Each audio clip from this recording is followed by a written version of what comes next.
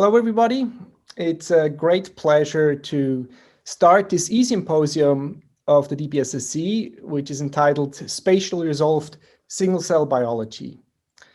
The meeting is organized by Barbara Treutlein and I'm Andreas Moor, and we had a lot of help from Caroline Arndt and Alvin Hendricks. Thank you very much.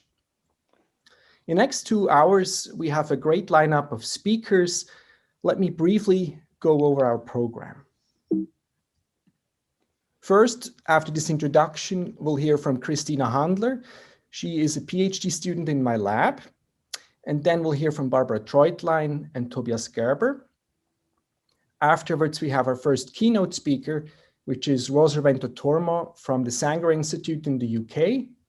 And last but not least, we'll hear from Trapnell, who will spend his early morning with us. He is from the University of Washington in Seattle from the US West Coast. Thank you all very much for being here today.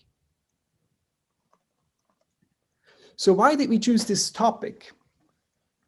Here you see a staining of the small intestine of the mouse, but the tissue is actually not so important.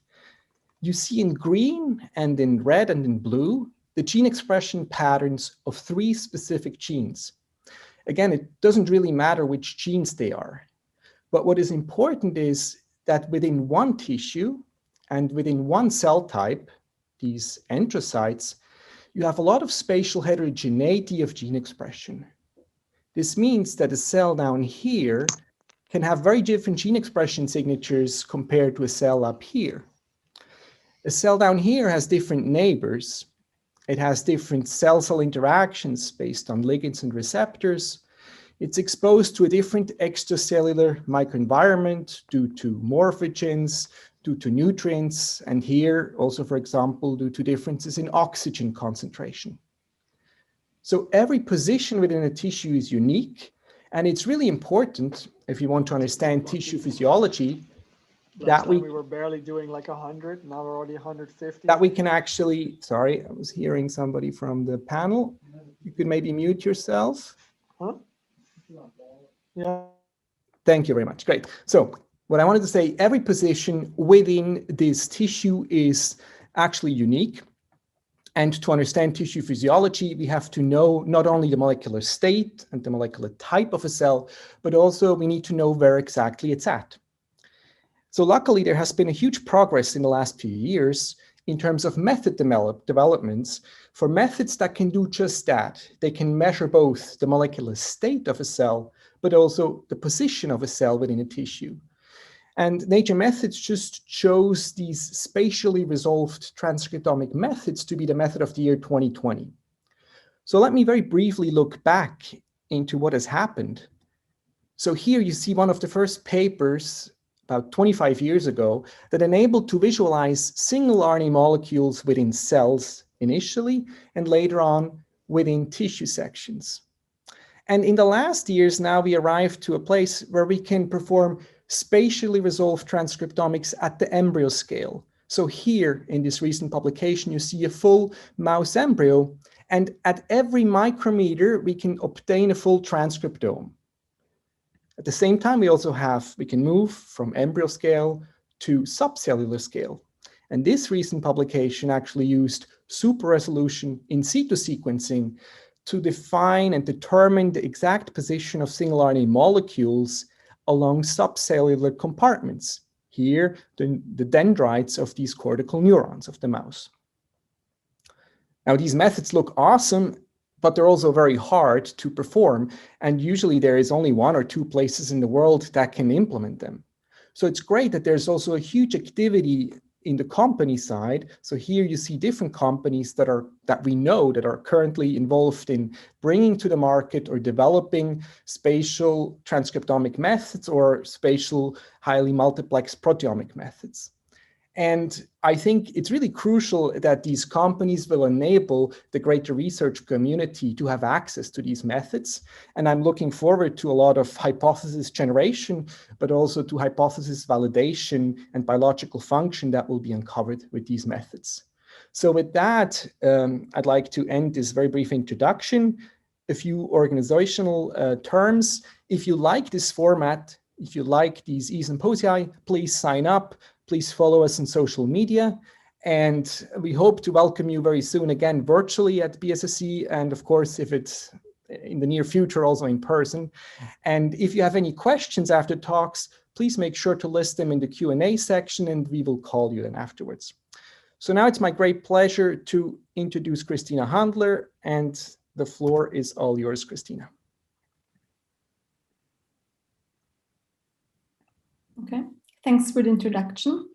As Andreas already mentioned, I am a PhD student in his lab, and I want to tell you about my project, which is about the development of sphere sequencing to reveal spatial relationships of single cells within tissues. Cells are spatially organized within complex tissues, as is shown here in this beautiful microscopy image of a lymph node. The lymph node is the organ where the immune response takes place. And here cells are very well spatially organized. Here you see the B cells in yellow, which are organized in so-called B cell follicles.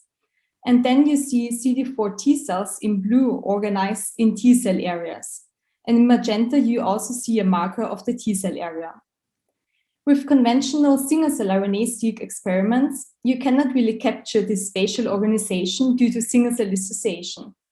Therefore, we wanted to come up with a method that helps us to analyze single cells within defined neighborhoods in different kinds of tissues. To understand the spatial biology, we thought about a couple of necessary features that we want for our method. First of all, we want to have single-cell resolution. Second, we want to target neighborhoods that are relevant for paracrine signaling. And the distance a single cell can meaningfully propagate a cyto or chemokine-mediated signal is around 250 micrometer, which corresponds to a diameter of around 25 cells. Then we want our method to target several different areas within the same tissue at the same time. And lastly, we wanted our method to be able to combine it with multi-omics. We not only want whole transcriptome sequencing, but also VDJ, B-cell receptor, T-cell receptor sequencing, and also surface protein analysis. We got inspired by these two existing methods, paired cell sequencing, which was published in 2018 by the Shalev-Itzkowitz lab, and PIC-seq, which was published in 2020 by the Idor Mid lab. Both of these methods are sequencing physically interacting cells, like in paired cell seq, hepatocytes and liver endothelial cells, and in PIC-seq, T cells and dendritic cells. So they sequence those cells together, and then the transcriptomes are computationally deconvoluted. The main disadvantage of this method is that you cannot analyze gene expression differences of genes that are expressed in both cells. Therefore, we wanted to extend this approach to single-cell resolution on the one hand, and also a higher community of cells than just pairs of cells. This brings me to our novel sphere-seq method, and here I'll show you the workflow. First of all, we take a tissue, which can be any tissue. It can come from mouse, but also from patient biopsies.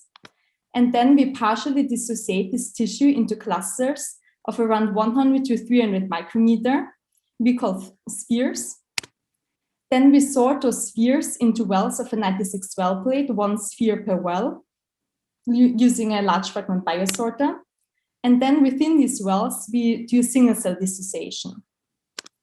After dissociation, we add a well or sphere-specific barcode using the lipid hashing method multi-seq.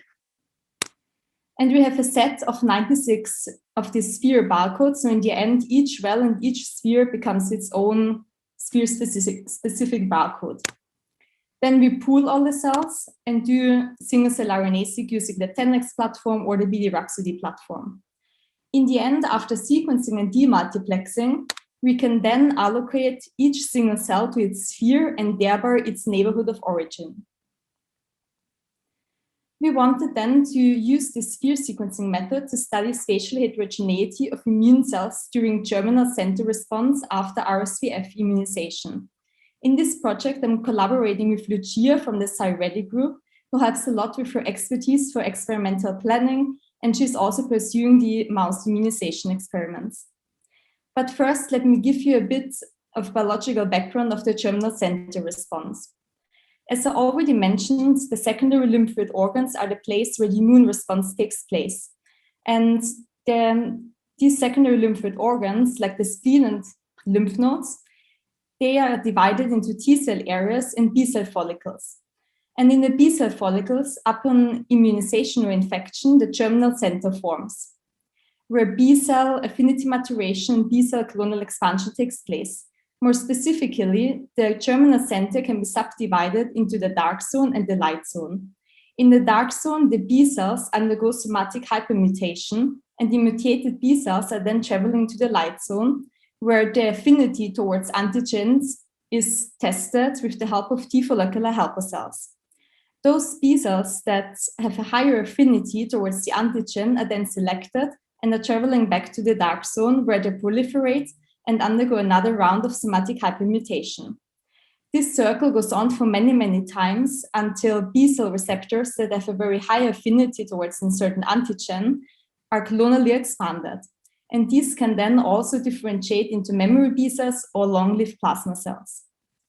So Lucia was doing this immunization experiments and gave the mice 3 boosts of immunization of the RSVF protein, which gives us a maximum of 10% clonal expansion.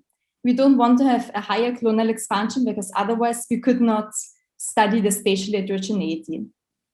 And then I took the spleen and I did sphere sequencing with single-cell RNA-seq and also single-cell BCR-seq of the same cells. As I already mentioned in the workflow, we are using this biosorter to sort single spheres into wells of a 96 well plate. This biosorter works like a normal flow cytometer, but is used for larger fragments than just a single cell. This biosorter we are currently using from the Sven-Panke group, but I also want to mention Erich Brunner, who helped a lot when we were still in Zurich with the biosorter. In order to sort spheres with defined sizes or to calculate the size of spheres that we are sorting, we built this linear regression model where we acquired the time of flight from 3 standard-sized speeds of 60 micrometer, 125, and 175 micrometer. We then used this linear regression model and applied it to our sorted spheres, where we could calculate the sphere size plotted here on the y-axis. On the x-axis, you see the sphere ID, and in this experiment, we sorted 96 spheres. And you can appreciate that the sphere size distribution is between 150 and 350 micrometer. The cells of our sphere-seq experiments then can be visualized in 3 different UMAP spaces. First, there is the mRNA space, which is probably most familiar with many of you, where a single cell is visualized by a single dot and cells cluster together based on similarities in the gene expression pattern. And then I could annotate those clusters of cells based on no marker genes. And you can see I could find all kinds of different immune cells from the spleen, like the T cells in red and the B cells in blue. Second, I can visualize the cells in the sphere space, where each color represents a sphere ID, and in total we have 96 spheres. So if 2 cells have the same color, it would mean that they're coming from the same sphere and also the same cellular neighborhood.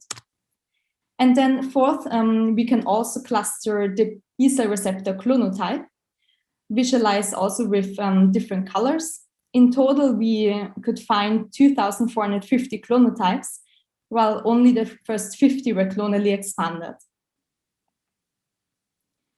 Let me first get into more in detail with the mRNA space. So we were thinking of coming up with an approach to reduce the effect of sparsity because we only sequence around 100 to 200 cells per sphere. So we were inspired by the metacell approach from the Amos Talai lab, where they grouped cells together with similar gene expression to metacells. So we wanted to group spheres together with similar cell type proportions, and we then called it metaspheres. This was done by Laura, a senior postdoc in our lab. She used a hierarchical clustering with Pearson dissimilarity to cluster spheres. Here in this experiment, it's around 80 spheres into 15 metaspheres, shown here in this color bar. I also show those metaspheres here. On the x-axis, you see the different metasphere IDs. We have 15 in total. And on the y-axis, the cell type proportions. And you can appreciate with different colors the cell types, and each sphere has a different proportion of cell types. So now we have single-cell RNA-seq data that can easily be used for ligand-receptor interaction analysis with tools like CellPhoneDB, our NicheNet, or single-cell signal-R. But we also have the information of what cell types are in the relevant distance of paracrine signaling. So in the future, we want to combine those two informations for ligand-receptor analysis. In the end, I want to show you the results of the B-cell clonotypes. And I show you here 12 spheres that pass our quality control measures, and then the clonotype proportions on the y-axis. And in different colors, you can see different clonotypes. And you can already see that there are some spheres that show clonally expansion of 1 or 2 clonotypes, but then there are also others which are a mix of different clonotypes. But let's focus on those 4 spheres which show an enrichment in clonotypes. I took those and did a hypergeometrical test to calculate the fold enrichment. And here you see on the x-axis the fold enrichment, on the y-axis the clonotype and the sphere. Let's, for example, look at this. It's clonotype 2 in sphere 11 from this pink bar. And clonotype 2 is 50-fold enriched in this sphere compared to the presence of clonotype 2 in the whole tissue. This shows that we can indeed see that the B-cell clonotypes are spatially expanded. This already brings me to my summary. I could show you that the B-cell expansion is spatially defined, that spheres with similar cell type compositions can be combined into metaspheres.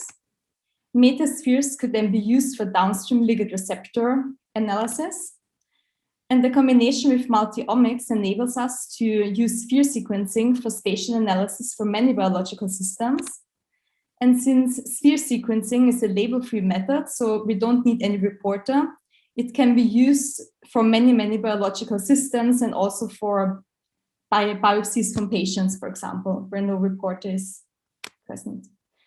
And with this, I'd like to acknowledge a couple of people, especially, first of all, my lab and Andreas Moor, and also Laura, and then Lucia from the Cyredi group for helping with the mouse experiments, and the Sven Panke group and the genomics facility and the mouse facility in Basel. But since I also started this project in Zurich for 1.5 years, I also like to thank many people in Zurich and you for your attention. Thank you. Thank you very much, Kristina, for a very nice talk. So we have time for some questions from the audience. First of all, we have the question, how do you ensure that the spheres are created reliably, that you dissociate the tissue but not the neighborhood? What are the parameters that you have to pay attention to while you generate this protocol? You mean while generating the spheres, the partial dissociation? This is a good question. We did some fax analysis beforehand, before we did the sphere sequencing. So I did this partial dissociation of the spleen, and then within the wells, I dissociated into single cells, and then I did a fax staining of B cells and T cells, and I checked if we have all the different cell types within the spheres. So I don't think there is a bias towards certain cells. And to the second question, to see if they're really dissociated, I also checked with microscopy if the cells are dissociated properly. Very good. And another question, how do you perform this partial dissociation? Is this a mechanical dissociation or do you use enzymes? In case of the spleen, it's just mechanical dissociation. So I just use a scissor and mechanically dissociate it into clumps. But if sphere sequencing is used for other tissues, there could also be that you need some enzymatic digestion. Great, thank you very much. We'll try to answer the other questions in the chat because we have to move on to the next speaker. Thank you again, Kristina, and I'll hand over to Barbara. Thank you, Andreas, and also welcome to everyone from my side. I will now give a short kind of teaser before I hand over to Tobias Gerber from my group to give the presentation. So I just wanted to give you some overview of what we are doing in the group in terms of spatially resolved transcriptomics. And to start this, I want to just bring your mind to situations in biology where cells change their identity over time. And this is, for example, during development, of course, where you have stem cells or progenitors. They become differentiated cells at the end of development and go through a lot of intermediate stages to arrive there. And there are other areas in biology where you have that transformation of cell identities. And single cell methods are really highly powerful in illuminating these intermediates that the cells go through as they transform from one to another state. And we have, over the past years applied a lot dissociation-based single cell methods to understand these processes. And one of these situations where we try to understand development is, for example, in the development of human brain organoids, where you can see from the single cell transcriptomic data in this network graph how from a induced pluripotent stem cell, these different brain identities, brain cell types emerge, different neuronal cells, also astrocytes and some mesenchymal cells. However, if you look at development of a brain organoid, you realize, and Andreas very nicely pointed this out, that of course, cells are in this spatial context. They have neighbors, they are in certain regions of a tissue, and as this tissue develops and acquires and gets patterned, it really matters where a cell is located. And so we perform or we pursue different paths to try to get spatial information for the samples we analyze. And one thing we can do is we can take these single cell transcriptomes that we get from a dissociation-based experiment, and we can actually map them onto a spatial atlas. And this is what this tool VoxHunt that just got published is doing, where we use the Allen Developing Mouse Brain Atlas that measures transcript levels spatially in the developing mouse brain, and then we take our organoid single cell data and map either single cells to these spatial maps, spatial references, or we also can look at the correlation of certain single cell clusters to these different regions. And another way we can get spatial information is, of course, directly measuring it, and this is also what will be covered more in Tobi's talk, where we can measure the transcriptome abundance in spatially defined spots. This is using the 10x Genomics Visum platform. So this is a commercial method that we use to get spatial transcriptomes from our tissues. And finally, we also try to not limit ourselves to transcriptomes, but also measure proteins spatially. And in this case, as compared to a standard immunohistochemistry experiment where you stain your tissue for maybe 3 markers, here, what is being done in this method 4i that was developed by Lukas Peltmans in Zurich, you can actually stain, image, and elute in many rounds, such that for the same tissue, you can measure many protein abundances. And the great thing about this is that this is really a scale crossing method where you can see individual cells and subcellular resolution, but you can also see look at really tissue, the whole tissue scale, and then you can use pixel clustering to identify what are all the different regions in the tissue. And so this was kind of highlighting very briefly what we are doing in the lab in terms of looking at with spatial methods at tissues. But we once in a while have also some quite exotic projects in the lab.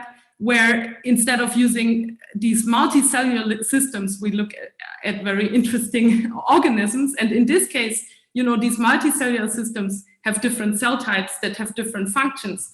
But there are also other organisms, such as this one here that Toby will talk about, where actually this is a giant single cell that still can kind of perform very interesting behaviors, but not having this multicellular character. And now I want to hand over to Toby, and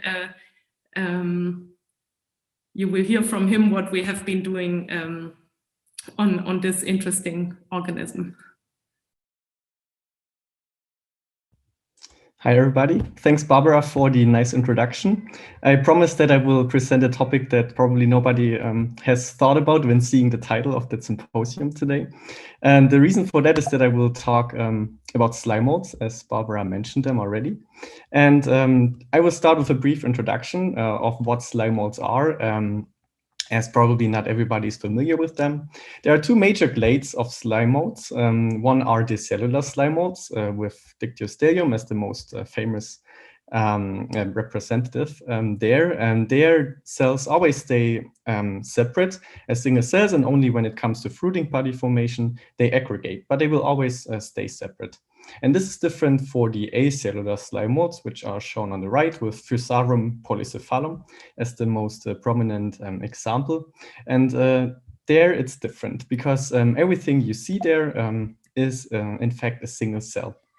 And Fusarium is also called a many-headed slime mold. And you directly see the reason for that, which is that they form these growing fronds that are also called fans in the community.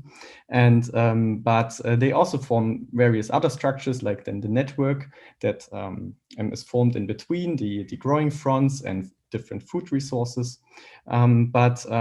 This single cell can even grow in centimeters. And this is only possible because it has many nuclei. So these slime molds form a plasmodium, and which is in fact a syncytium. And just to illustrate that they are really packed with a lot of nuclei, I just showed a short video where each dot represents a nuclei stained by cyto9. And you see that there's a continuous flow within the cytoplasm of the gigantic cell from one side to the other and then back, which goes in periods. And if then the organism wants to grow in one direction, it just pushes the cytoplasm a bit more to the side where it wants to grow to. And it's not only the interesting shapes that a single cell can form in that case, or even the specificity of having so many nuclei. It's also that they show very interesting behaviors, and which even led to the notion that they might have some form of intelligence.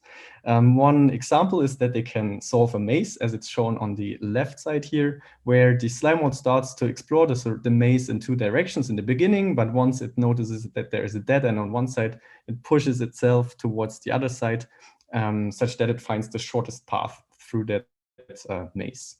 And on the right, you see that slime molds are even used to kind of mimic what it took, where humans needed years to get a measure for a good infrastructure between cities. Slime molds just solved that within minutes, because what you see is that is the railway track system of Tokyo and the surrounding cities. So each oat flake is a city, and slime molds always finds the shortest path. And in fact, if you would put the Tokyo map on top, you would see that the veins that connect the different oat flakes are exactly matching the track system. But even more interesting is that they also show some adaptive learning behavior, which is if you grow a slime mold over time in a dish, and then you would provide a wind or an airstream over the plate, it would stop growing when the wind is coming because it is scared of drying out. And if you repeat it and, so to say, train the slime mold, at some point it will even stop growing even when there's no wind supplied. And this effect is also then fading away when the fan is missing for a longer time, showing that it, so to say, forgets about what it learned before. And I hope that I could convince you that this is a very interesting organism showing fascinating shapes while being a single cell, and also that it shows very interesting behaviors. But surprisingly, on a molecular level, it's very understudied, and this is also was the main aim of our study, to shed light on the molecular mechanisms that are underlying these different shapes it can form. And first of all, we started looking at simply nuclei. So it sounds straightforward, but in slime molds, this isn't actually the case. So here I just show you the work we spent on fixed plasmodiums, where you nicely see a growing front, the fan on top, and then this vein network that is following underneath. And we actually sandwiched the slime mold between two agar layers to get a very thin slime mold growing. And then we got to work Hoechst staining, where we can actually highlight an individual nuclei. But then the next question was if there's actually a difference between the density of nuclei. And indeed, we could see that the fan region is more densely packed with nuclei. And so we found a way to highlight that there are differences within the nuclei density, but the next question was then for sure if there's also a difference in the gene expression. So do different shapes we see in the plasmodium or across the plasmodium also show a difference in gene expression? And to tackle that question, we came up with our own spatial transcriptomics method. And it's a rather simple one, but we had to scale up to fit then the size of the slime molds.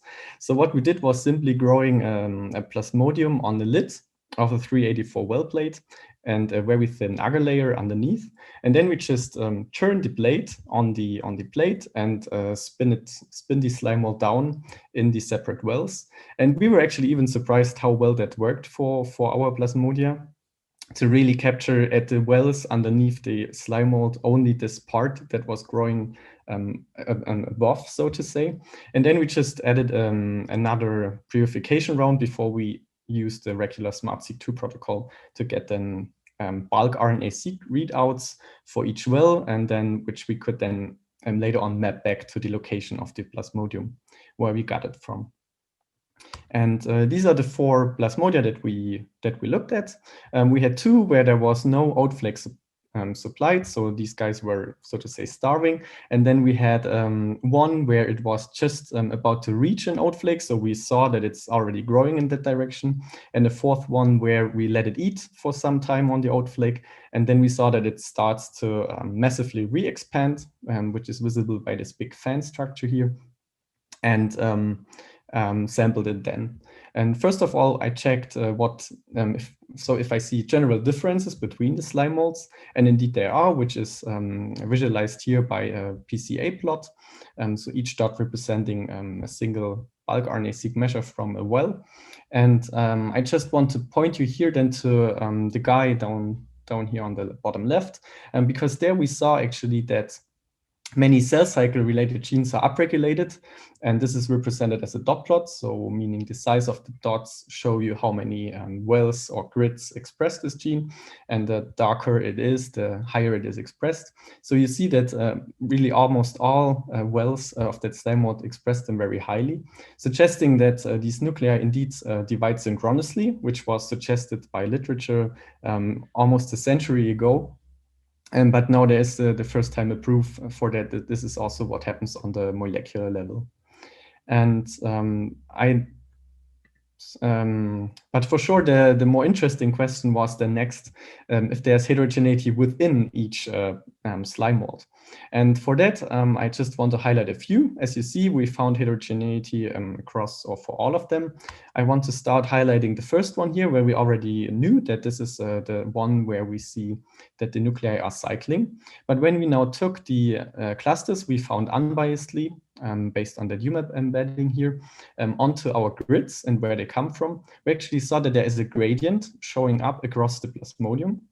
And when we then checked the genes that are driving that, actually we saw that we can see clearly a nuclei division cycle meaning that in the top left of the plasmodium, we see TOP2A and MKA67, so well-known G2M transitioning markers, CTC20, which is an anaphase marker in the center of the plasmodium, and then to the right, rather late cell cycle markers, suggesting that there is a wave of nuclei division going on and going over the plasmodium. And to highlight another one, we again got unbiased clusters from which, as you see on the UMAP embedding, and then we put them on the grids. And this time we had this plasmodium where we saw this massive fan, and indeed we could link one of the clusters to this fan region, which then RegH, for example, showed up in that cluster, and suggesting that there's a movement gradient, that in the growing front there are different genes used compared to the network. For the network, it's interesting to say that we see a lot of many genes like myosins, but also contracting related genes expressed, which suggests that the force actually that pushes then the cytoplasm with these flows, as I showed them in the beginning, is only generated in the network. But of course, knowing that there are differences in gene expression across the organism, the next question was then if this is actually linked to the nuclei heterogeneity. So is there nuclei heterogeneity underlying these differences in gene expression? And for this, I performed single nuclei RNA-seq. Here we fact sorted our nuclei after an extraction and loaded them on the 10x. That it sounds easy, but we needed some troubleshooting as the nuclei are really small or at the lower edge of what one would expect for eukaryotic nucleus. So the RNA content is low. And in fact, for those who are familiar with single cell technologies with 10x V2 kits, we actually also didn't get enough material out of it.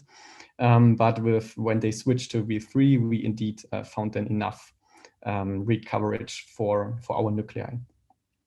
And we clustered then our nuclei as visualized here on the UMAP.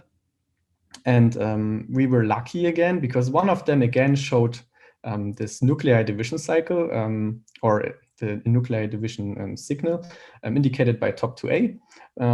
Just to mention, we also see again RegH enriched in one of the clusters, but unfortunately in that for that example, we didn't have an idea of where the nuclei are actually coming from.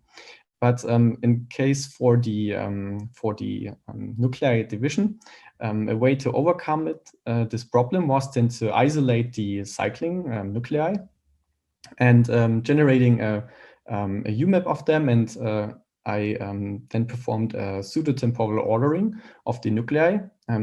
And the same I did then for the plasmodium, where we actually knew that there is a nuclei division going on, which allows me then to plot these two pseudotemporal orderings actually next to each other and plot them various genes as a function of these two pseudotimes. And in fact, I can see, which is also what you would expect, but it's what I could show with this is that indeed we can put our nuclei on the same nuclei division cycle as it was possible for the spatially resolved data, suggesting that the nuclei are indeed following our spatial patterns we saw before. And to overcome the problem that we don't really know where the nuclei are coming from, I grew a larger plasmodium and repeated the same experiment, but this time I sampled a fan region and a network region only. And I clustered them again as visualized on the UMAP. And then I actually start to see clusters that are enriched in either nuclei coming from a fan or coming from a network as it's shown here. And when checking the genes, that also make sense. Again, I want to highlight here RegH because it's enriched in the cluster, which is where only fan nuclei are in, but also some other clusters that are coming that are network enriched. I found. And just to get a correlation to the spatial data, then I took the cluster average for my plasmodium, where we saw this big fan structure, as it's shown here, and then correlated that to the average values for the clusters I see in the single nuclei data.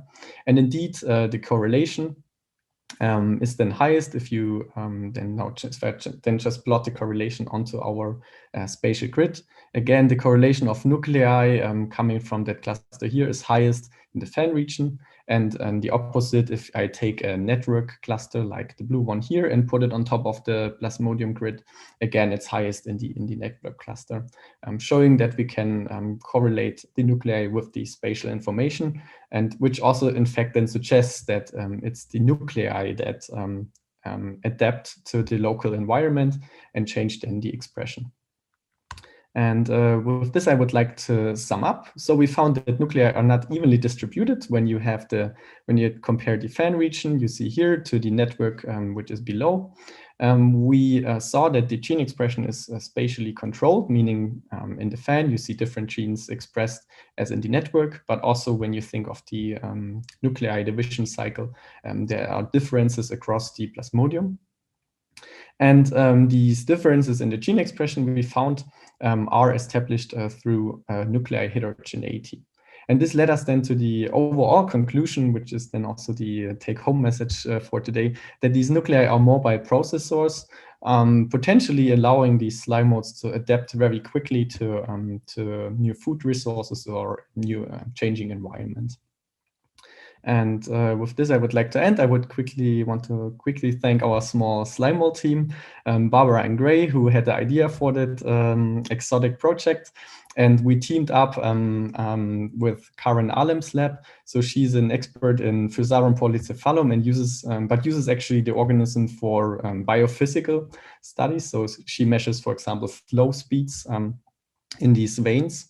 And I have to thank Kristina and Nico, two very talented master students in either Barbara's group or Karen's lab. And with that, I would like to end my talk. Thank you very much, Toby.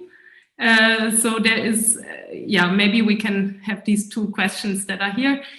Really interesting points about spatial organization of cycling waves in the first plasmodium. Out of curiosity, does the timescale of this wave line up with the timescale of chemical diffusion over typical plasmodium physical lengths? Yeah, I was wondering about that a lot, actually. And it's I cannot give a good answer to that because it's not much known about this. Also, I was wondering about what the speed of mRNA production is and such things like that, but there's no good measure for that in these slime molds. So yeah, this would be very interesting to do and to know.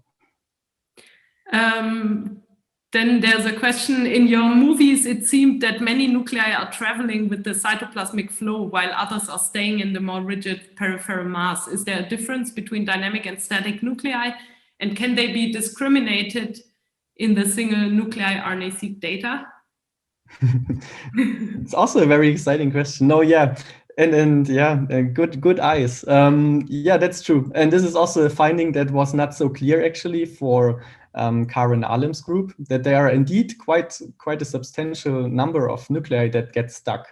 And I must also say that this is also a bit different in the fan region, where also nuclei tend to stay longer because the cytoplasm pushes from the back towards the growing front, which let them also be longer just simply in the fan region, which also makes sense why we then see this clear separation between this growing front and the network, because it's much likely that the nuclei that stay longer in the fan can also then upregulate genes that are specific to the environment there.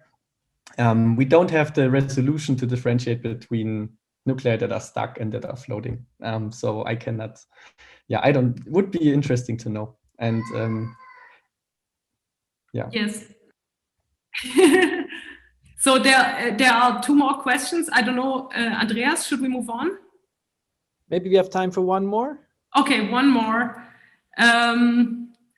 Very cool system. I'd be interested to see how transcriptional signatures of response to localized environmental signals can be transported through the network of moving nuclei. Yes. I mean, what we did is actually we tried to mimic that or go towards it with the boat flakes and having, Yeah, and what we saw is that the plasmodium, when it sits on an oat flake, we actually also see genes. Do you hear that? Actually, also see them specifically upregulated only at the oat flake, showing that they also locally respond if there's like a richness in nutrients, for example. So they do for sure this. Again, I think it's a bit linked to that it would be cool to measure them while they are still alive, which is not possible right now. Thank you, Toby. I think there's one more question. You can, if you want, type your answer in the Q&A. And with this, I hand over to Andreas, who will introduce our first keynote speaker. Thank you very much. Rosa, feel free to start sharing your screen. It's a great pleasure to have Rosa Vento Tormo here. She was obtaining her PhD in Barcelona, working on cytokines and immune cells. And then she went to the Sanger Institute and was an EMBO and HFSP fellow in the Sarah Teichmann lab and did seminal work on the maternal-fetal interface in early pregnancy, and also developed this cell phone DB that we already have heard about previously. And she has started her own lab in 2019, I think, and we're very excited to have you here. Thank you very much.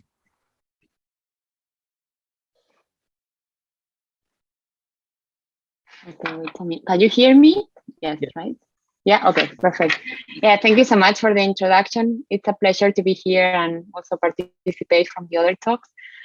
So, yeah, our central question for our team is how distinct cellular microenvironments are influencing the cellular identity and the responses. And to resolve these questions, we use single cell and spatial method that allow us to profile tissues. Then we also use computational tools to integrate this data and make predictions. And finally, we use in vitro models to perturb the systems and start getting more causal relationships. So essential to our question is the development of computational frameworks that allow us to address this question.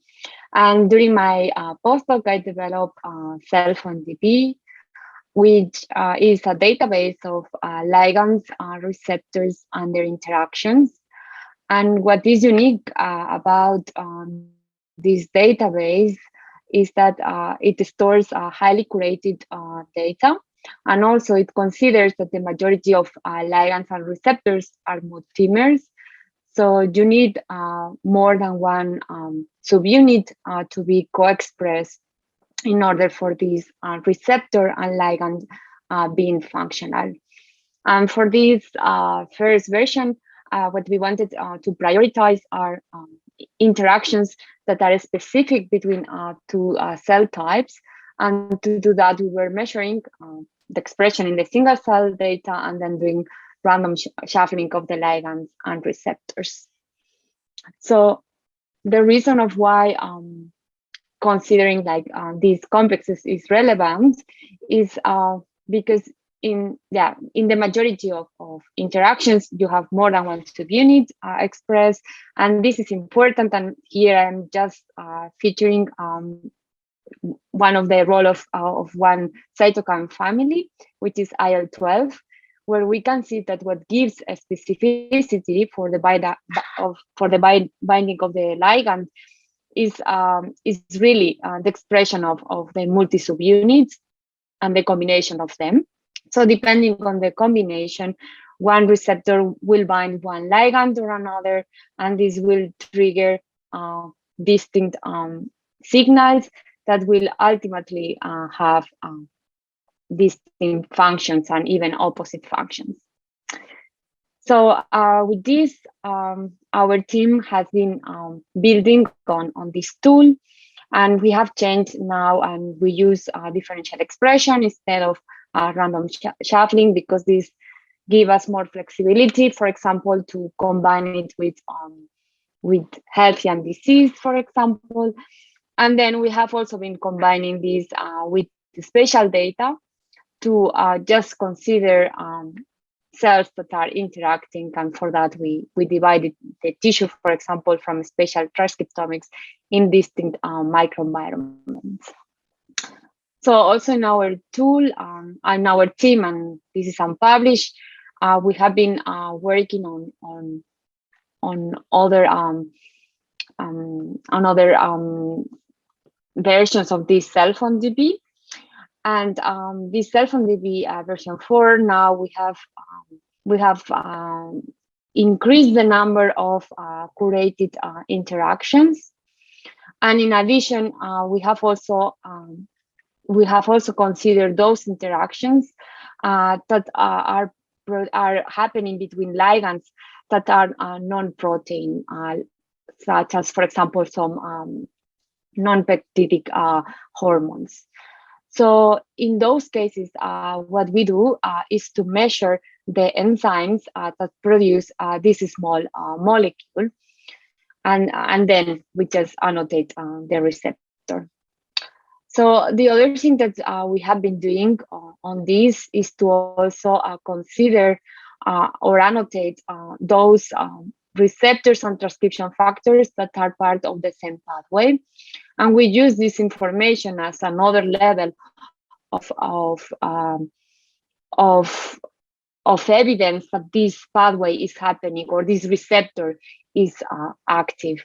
And in this case, for the transcription factors, we are not limited to the expression of the transcription factor, but also to their activity by measuring the targets of these, the expression of the targets of these transcription factors.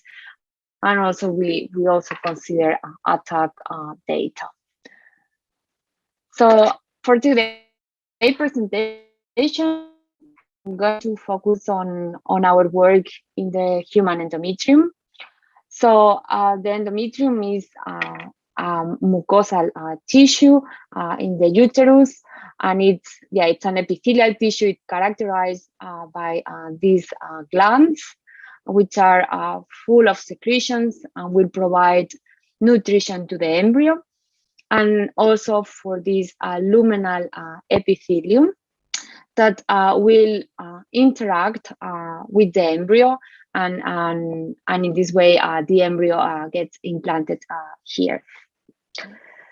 So what is unique about this epithelial tissue in comparison to other epithelial tissues in the body is that it goes through cycles of regeneration and differentiation, and this is mediated by the two ovarian hormones, estrogen and progesterone. So during the proliferative phase, there are increasing levels of estrogen that induce the proliferation of the tissue, and then after ovulation, there is an increase of also progesterone, which will mediate the differentiation, also called decidualization. And this differentiation is unique of simian primates. In other mammals, such as mouse, it happens only when the embryo is implanted, and that's why it's so important in this case to look at the physiology of the tissue in humans. So we know very little about this tissue, and that's why we started with quite basic questions. So the first one is, what are the cell types that are making this endometrium? And what is the location and how they change across the menstrual cycle. The second one is about the pathways that regulate the differentiation of those cells. And finally, we want to see if those pathways or that response to hormones is also recapitulated in the current in vitro models. And while we come through this tissue from a very basic knowledge of regeneration and differentiation, we realized how important is to start knowing about this tissue for women's health reasons. So endometriosis is a disease that affects 1 out of 10 women in reproductive age, and it causes a lot of pain. And so far, there are not good diagnostic tools, either treatment, and this is really a problem for women suffering this. So in our experimental design, what we did is to combine different biopsies in the proliferative and secretory phase from different individuals, and we combined two types of biopsies. First one is endometrial biopsies from only this surface endometrium or surface functional layer, which is the one that changed the most. And then we also consider whole uterine biopsies from organ donors samples.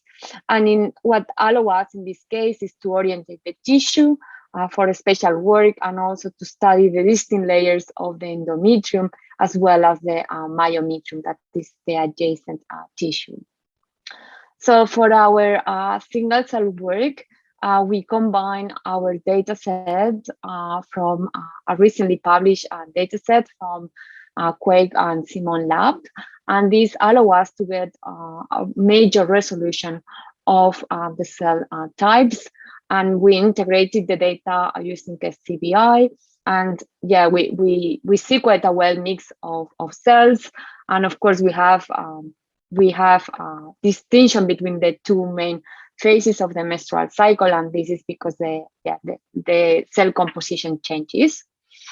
And then what is quite nice from our analysis integrating these two data sets is that we can gain resolution into the different cell types. Here, for example, I'm just showing the immune cells because I was quite excited to see the three natural killer cells that we defined in our previous work in the pregnant uterus. And this is why basically there we identified these three novel NK cell subsets, but we didn't know if they were kind of generated because of pregnancy or they were present before.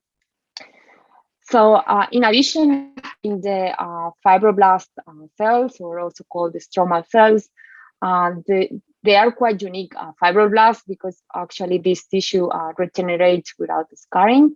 And yeah, and here we can see these stromal cells and the decidualized ones that are the differentiated ones. And also quite exciting, we define this novel subset of fibroblasts expressing this complement 7. And we, by combining this single cell with a spatial transcriptomics method, we define this population really on the basal layer. That is where the progenitors are, and actually we see that this population can probably signal them by producing responses. So for this work, we focus mainly on the epithelial subsets because they are the major players of the tissue. So the once differentiated the tissue, we have these two regions. In the lumen, we have few secretory cells, but we have a lot of ciliated cells. While in the glands, we have a lot of secretory cells and very few ciliated ones. So again, we integrate the data sets, and then we define the different subsets. Again, we see this difference of proportion of those cells in the proliferative and secretory phase. And in the proliferative phase, we define these progenitors, SOX9 positive, that are differential expressing LTR5 gene and other markers. And then we see the secretory cells in the glands, in the lumen, and then the ciliated cells, and again this pre-ciliated that is kind of transitioning and enriched on the proliferative phase. So in regards to the progenitors, we wanted to know where are they in the tissue. And to do that, again, we use spatial transcriptomics, and we integrated with matched single cell data set using cell2 location. And we can clearly see how the LTR5 positive ones are enriched in the lumen and probably are giving rise to the more luminal secretory populations, while the ones in the basal layer are LGR5 negative and are probably the progenitors for the glands. And we also validated this using high resolution microscopy with single molecule fish. So similarly for the secretory phase, we did the same, and we can clearly see the luminal clusters here on the top in the lumen, and the glandulars in the gland. And with our high resolve single cell, we can also get specific markers that then we validate at the protein level. And this is also quite exciting because that means that we can start isolating the distinct populations and study them separately. So with this map of healthy samples, we wanted to know what happens in some endometrial pathologies, such as endometriosis or endometrial carcinoma. And for endometriosis, here we use microarray data because there is not single cell bulk data available. And what we see is that actually in the endometrium, from these endometriosis patients, we don't see major differences. But then these patients, the problem that they have is that they have invasion of the endometrium in other organs.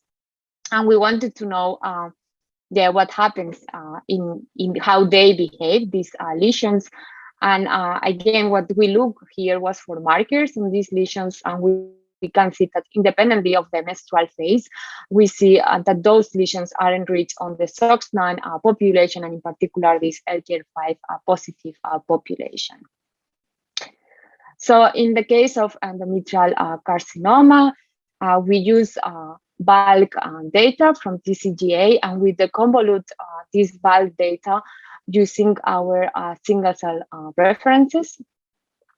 And what we see is that, well, there are two types of endometrial carcinoma: the serous endometrial carcinoma, which is more aggressive and is basically enriched on this LGR5 SOX9 positive LGR5 population, while the endometrioid endometrial adenocarcinoma, it's more variable, and actually we distinguish two clear subsets: the ones that are LGR5 positive, same that serous, and the ones that are LGR5 negative.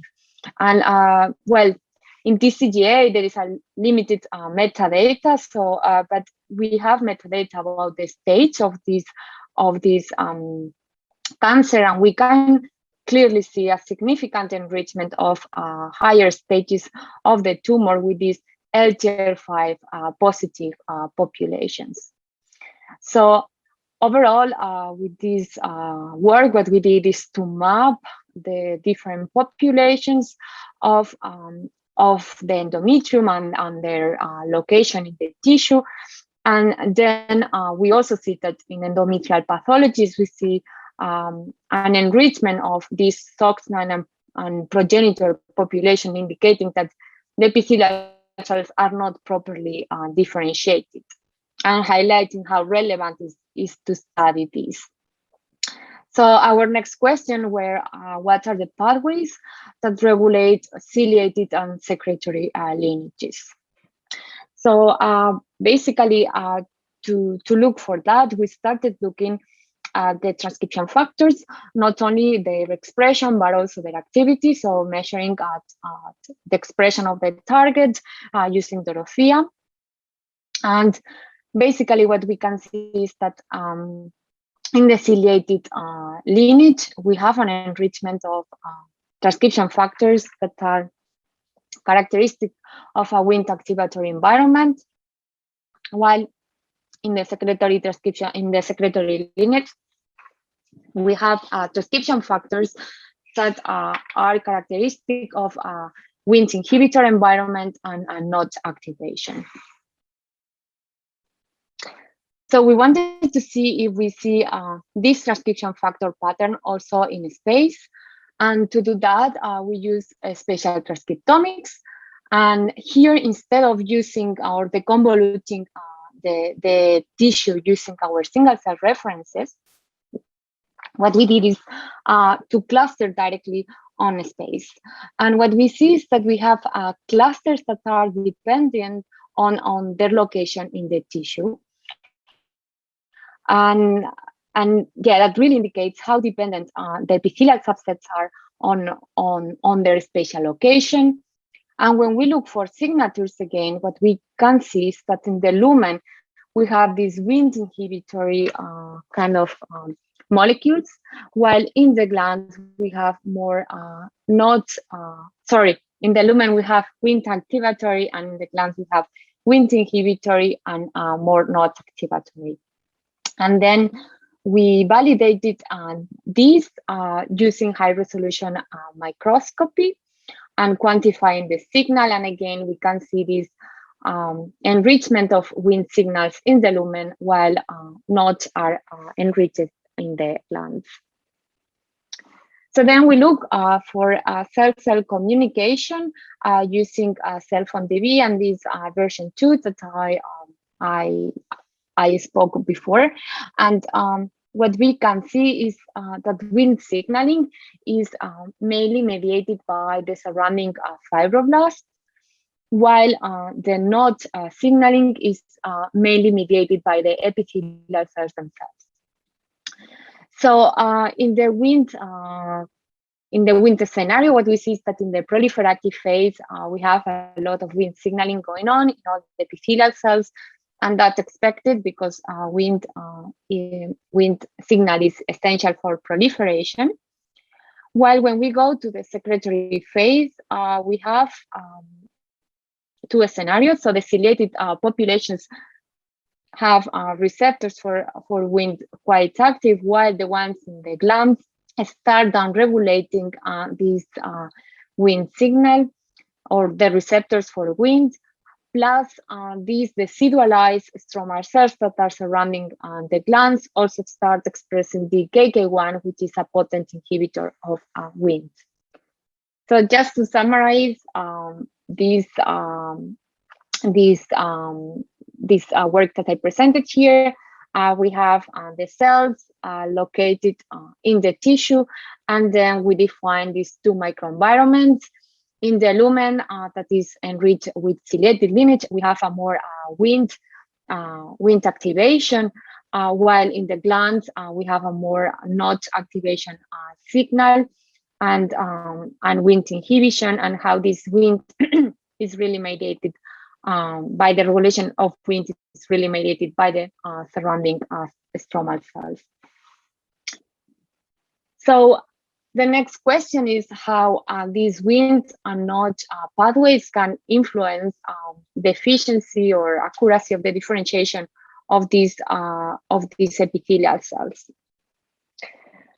So to answer this question, what we did is to use endometrial organoids. So those organoids were developed by our collaborator Margarita Turco, who also participated in this work.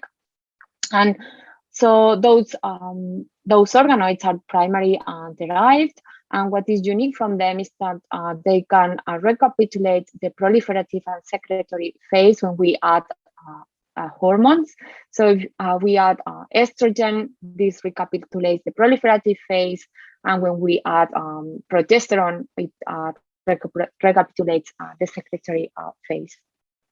So the first thing we wanted to do is to benchmark this model. And here what we did is to perform single cell transcriptomics on them and annotated clusters. And by looking at the expression, we see a good correspondent of the ciliated and secretory lineage. We also did a logistic regression training on the in vivo data and projected into the in vitro data sets. And there what we can see, well, first I want to say that here we just consider the organoids or the cells treated with hormones, because in vivo you always have hormones present. And basically what we see is that, yeah, in estrogen we have more the SOX9 population. The ciliated lineage is quite well matching with the ciliated lineage in vivo, while in the secretory we have some cells that are SOX9 positive, but then they start being like more mature and secretory.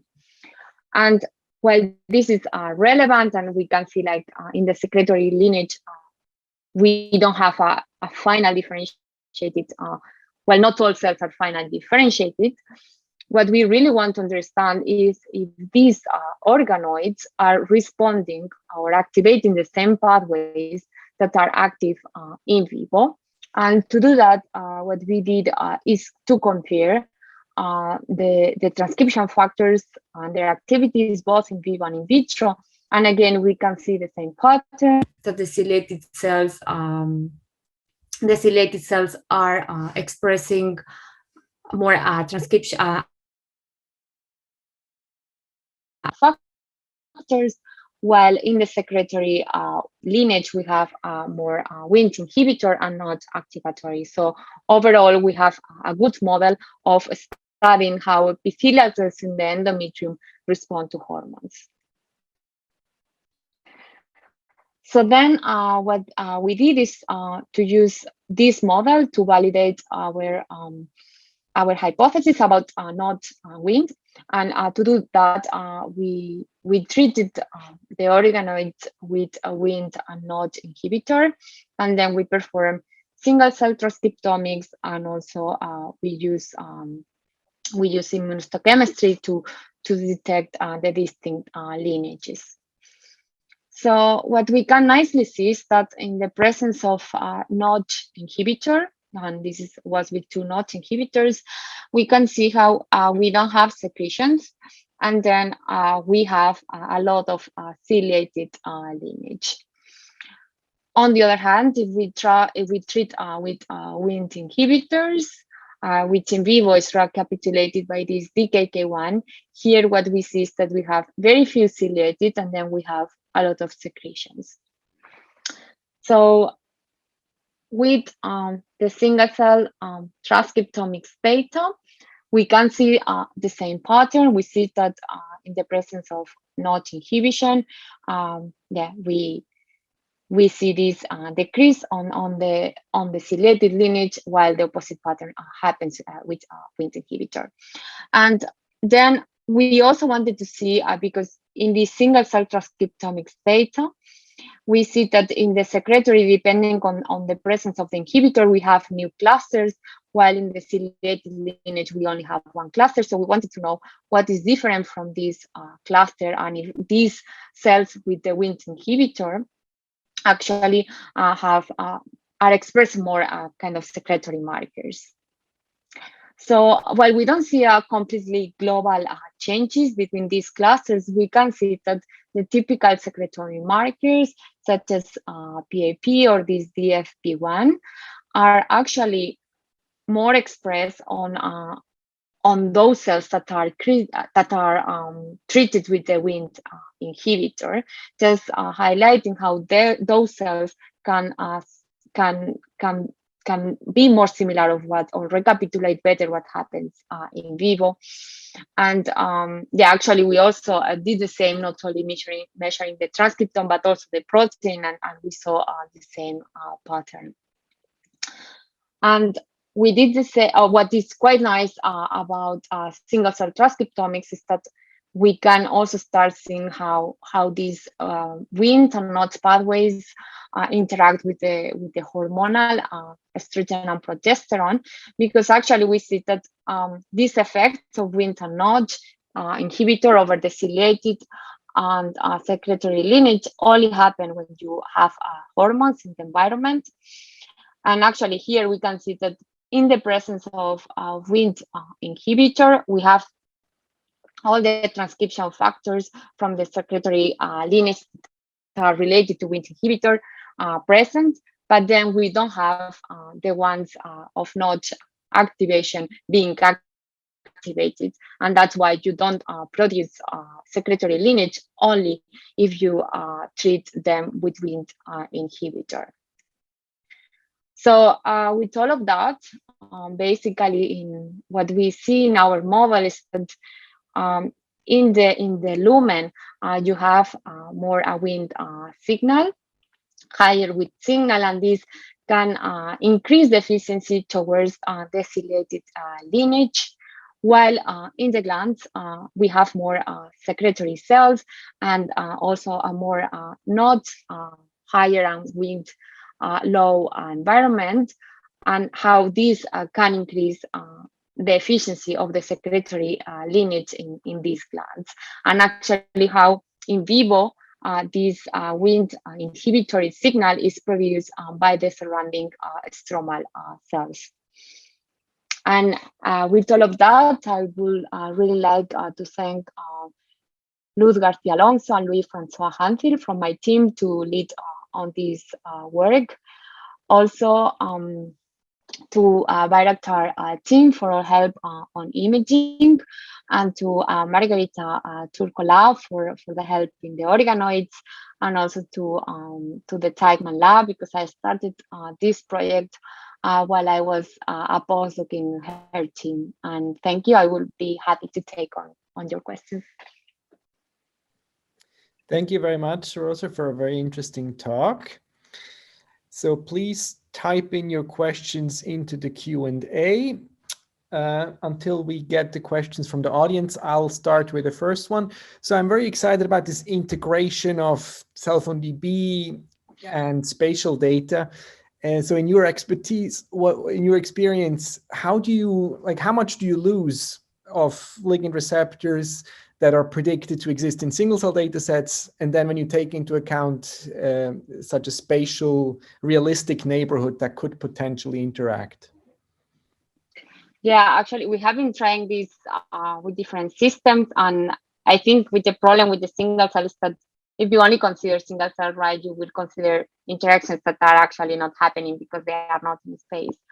But the other thing is that we started by just looking at kind of applying cell phone DB directly on just Visum data, for example.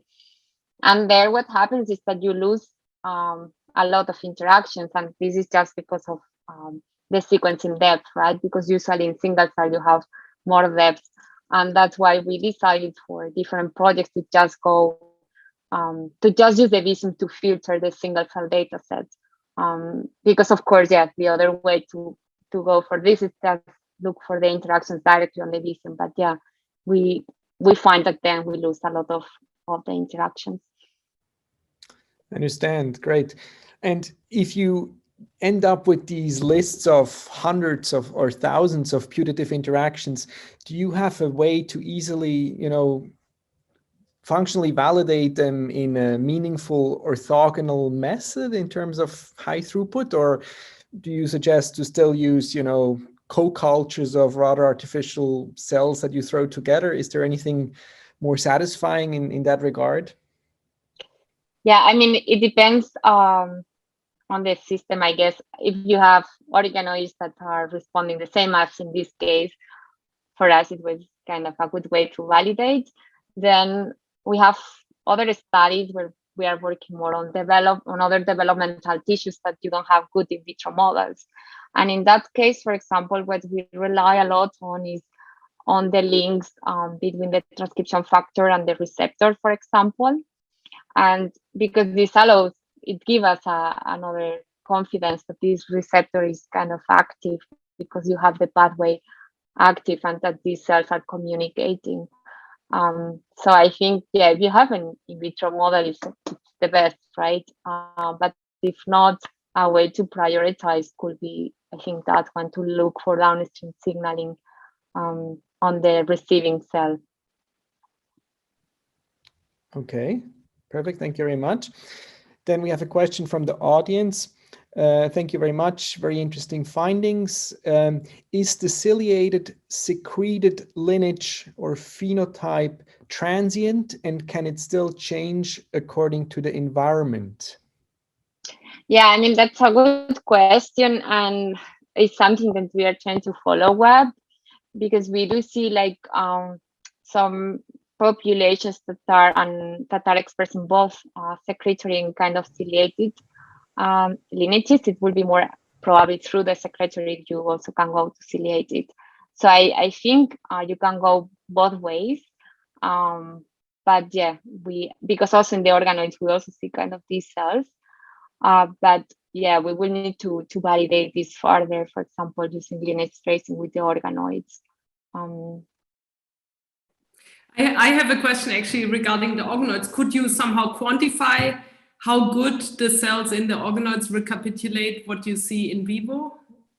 Or can you, do you have a feeling for how good they are? So for that, so we use in our work logistic regression and also just looking for markers. And for the ciliated lineage is really good, so it's the same. For the secretory, they are a bit less differentiated. And I mean, that's not surprising because you also have like the matricial all the time in this model.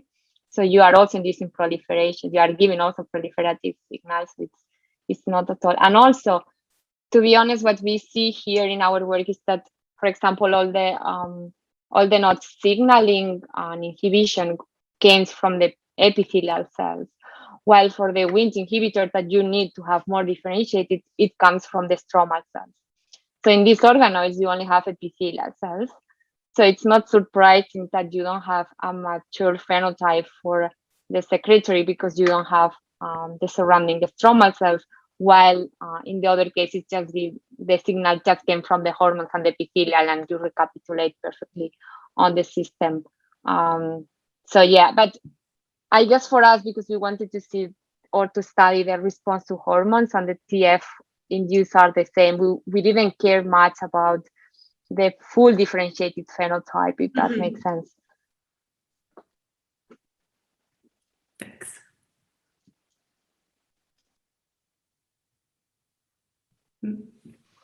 There's no other question apart from that. So thank you very much, Rosa, for a really great presentation. And I see that Cole got online. Are you here? Yes. Okay, great. Good morning. So then it's my pleasure to introduce the second keynote talk, the second keynote speaker, Cole Trapnell, who joins us from Seattle. So Cole is an associate professor at the Department of Genome Sciences at the University of Washington. And with his group, he has really been pioneering new technologies, in particular single cell technologies, to study gene regulation and cell-cell communication with a focus on development.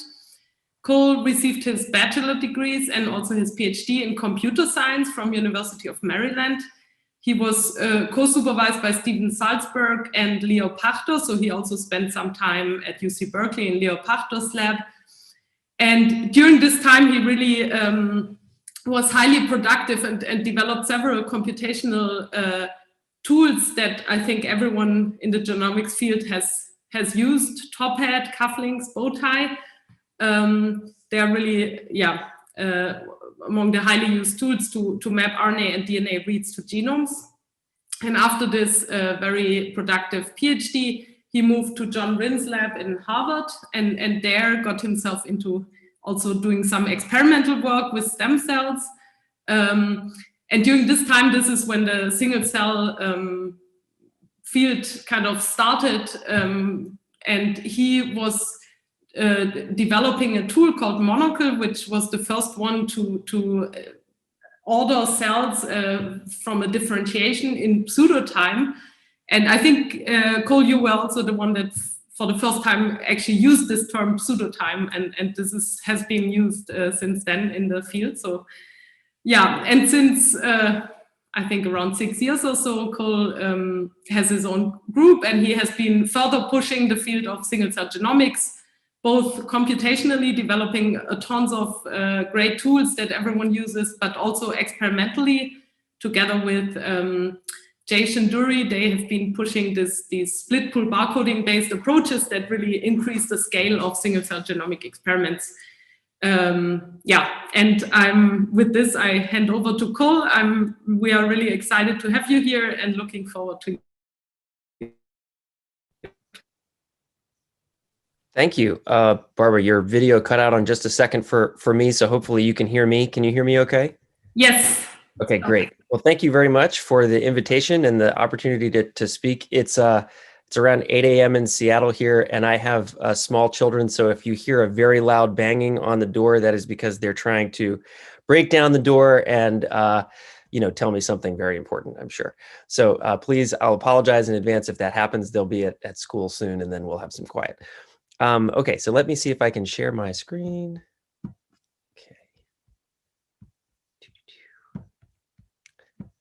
All right, so thanks very much. So I'm going to tell you about almost all, I think maybe even all unpublished work today. The first part will be about some experiments that are going on to study developmental robustness. But as this is a spatial session, I have some spatial work at the end also, which I've spoken about before at other meetings, but there's a bunch of new data in that too. So that'll also be a bit of an update. Okay, so thanks very much. Yeah, I'm going to tell you about some work going on in my lab to understand embryogenesis and how it's robust using single-cell genomics. And so embryonic development is incredibly robust. So in the zebrafish, which is mostly what I'm going to talk about today, you can imagine that as the cells are sort of dividing and differentiating in the early embryo, over much of the lineage, cells are undergoing exponential amplification, and so you can do a sort of a little thought experiment where you just imagine that you've got some progenitor cell type that'll give rise to several other cell types. And that progenitor cell type, like this light blue one, let's say that there's a little bit of an excess, there's a little fluctuation, a little stochasticity in development. So the thought experiment is, what happens to the descendants of that lineage? Does that small amplification get, wildly amplified into a huge excess of the cells that come from that progenitor? Because if that happened, then you'd have a big skew in the proportions of the different fates in the animal, and that would potentially lead to anatomic defects and things like that. But we rarely see this in nature, right? We don't usually see a zebrafish swimming around with one little fin and one big fin. That happens only in Finding Nemo. And in fact, it doesn't happen because embryonic development is incredibly robust. You can remove 30% of the cells in an embryo that's 4 hours post-fertilization, and that same embryo at 26 hours will look basically normal, although it'll be a bit smaller. So we are interested in how the genome encodes a program of developmental gene regulation that is robust to all kinds of different insults early on. And it's widely believed that the way that the genome achieves this is by organizing regulatory genes into circuits that are full of feedback loops and mutual inhibition interactions and things like that.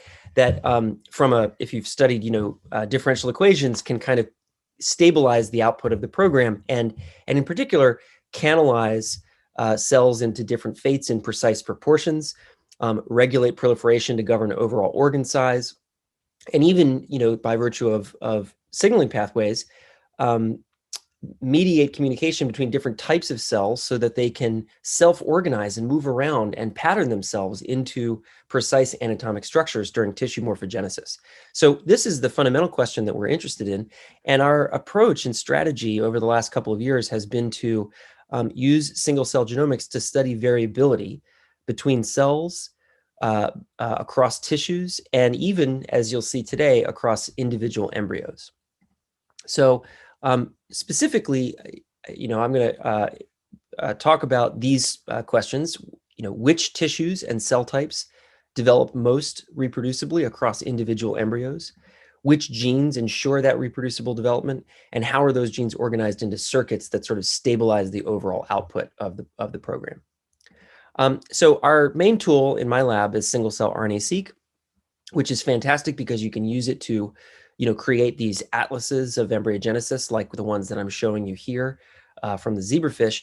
And in these studies, the authors were able to discover many new cell types, watch them differentiate into each other as part of these trajectory analyses, and even count how many cells there are of each type in the embryo.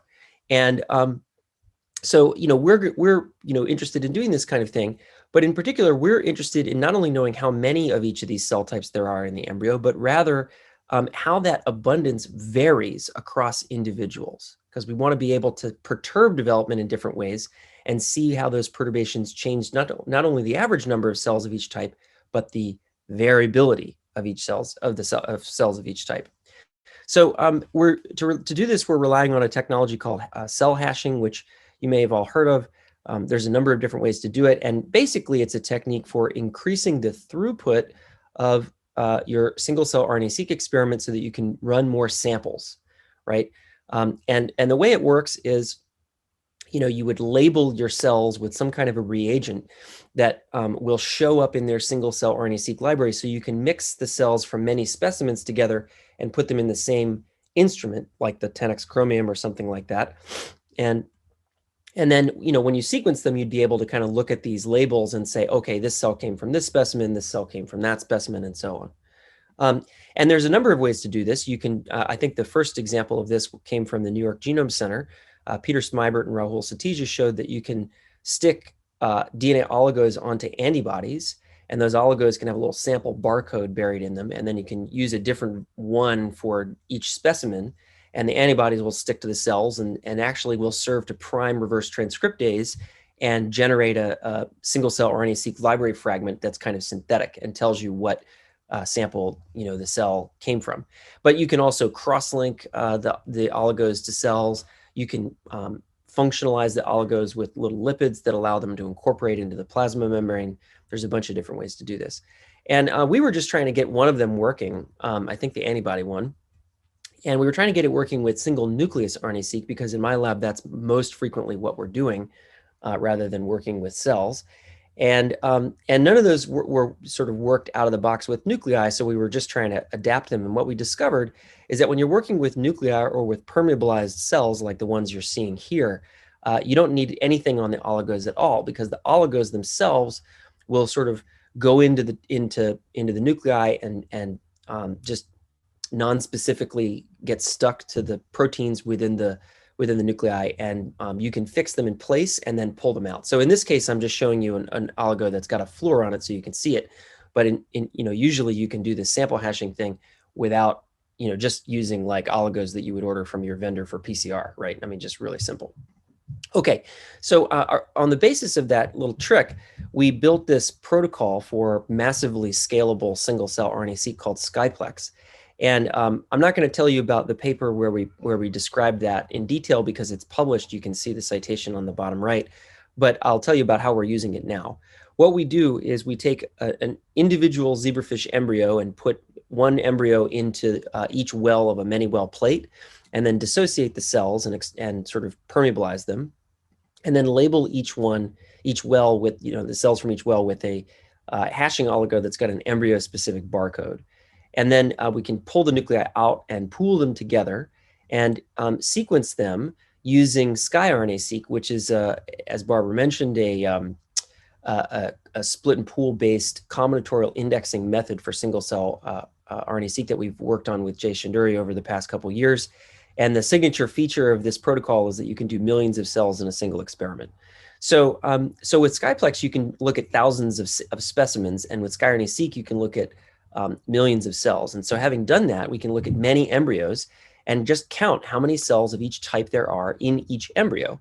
And that will let us assess whether or not any of our perturbations in development have changed the number of cells of this type or that, whatever.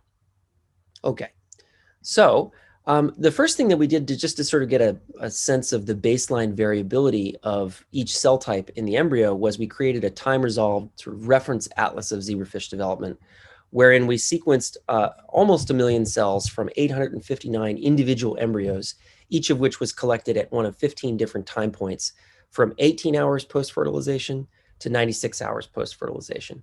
And this is a window that opens in the middle of segmentation, so when the somites are forming and as muscles starting to develop in the animal, and running all the way through embryogenesis and into the early larval stage. So it covers quite a lot of the animal's development.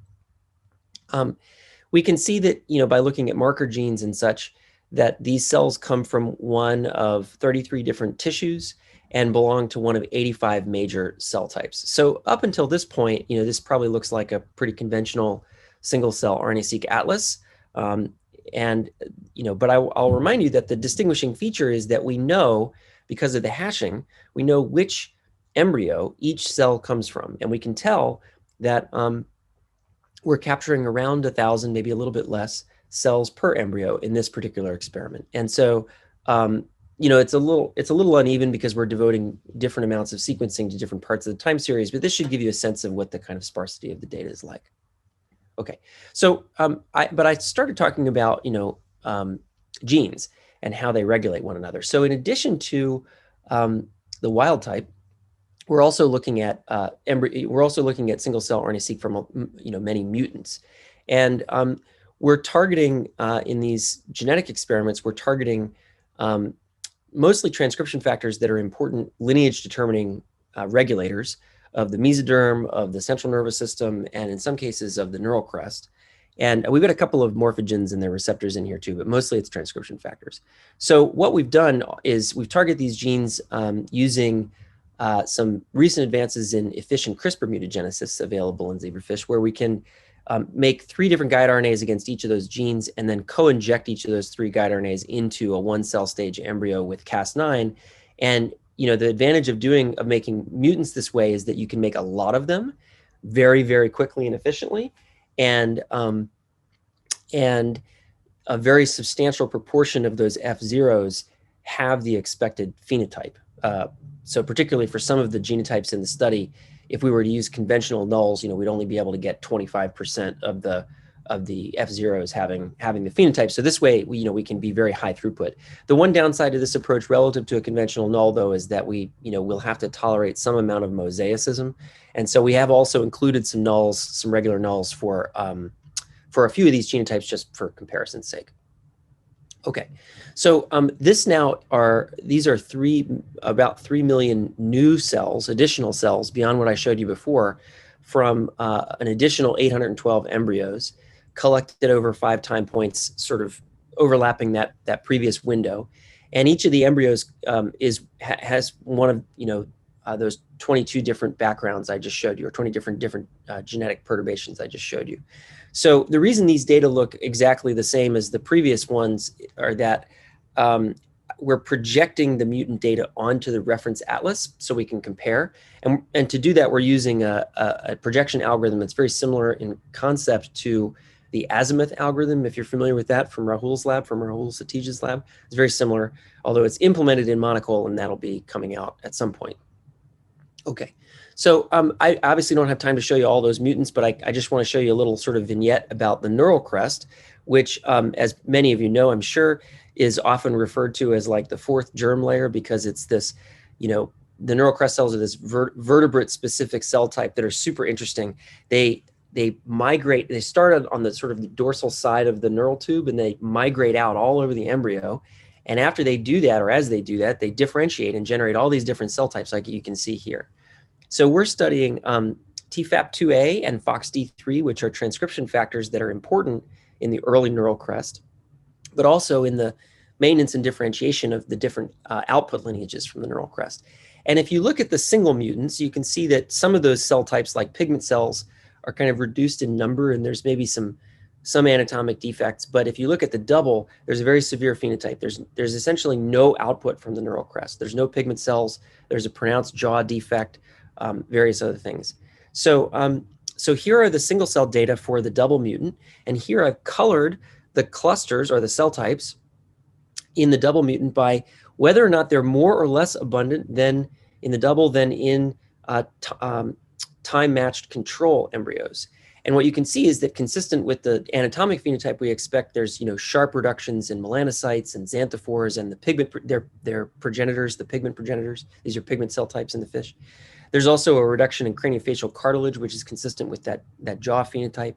And we see some changes also, including in cell types like sensory neurons, which are much harder to spot under, with a light microscope, like the one you see on the right. Okay, so this is just another view of the data. Here I'm going to show you box plots that are just the number of cells of each type in each of the genetic backgrounds. And so what you can see if you look at the data this way is that there's not much of a change in the average number of pigment progenitor cells in TFAP2A single mutants, but there's a sharp reduction in pigment progenitors in embryos lacking FOXD3. And you can see this also in the melanocytes. There's a little bit of a reduction in the singles and a total ablation in the double mutant. And that's largely observable as well for the other pigment progenitors. There are changes in glia too. These are pretty interesting. There's actually an increase in glioblasts in TFAC in the double mutant, which is somewhat surprising, and we'll be looking into that. Although the changes in the glia are a little bit harder to interpret because glia come from the neural crest, but they also come from the ectoderm. So, so it's not, it's a little harder to interpret what's going on there. We'll have to do some more follow-up. We see, as I mentioned, a reduction in sensory neurons. But overall, the picture is extremely consistent with the, with the kind of the anatomic phenotyping method.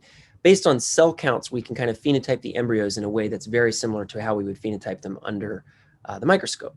But we do see some surprising things. We see, for example, a big increase, almost threefold increase in spinal cord neurons, which is pretty cool because spinal cord neurons don't come from the neural crest. And we'll be definitely looking into this, but we'll have to look probably quite a bit earlier than 18 hours post-fertilization in order to do that.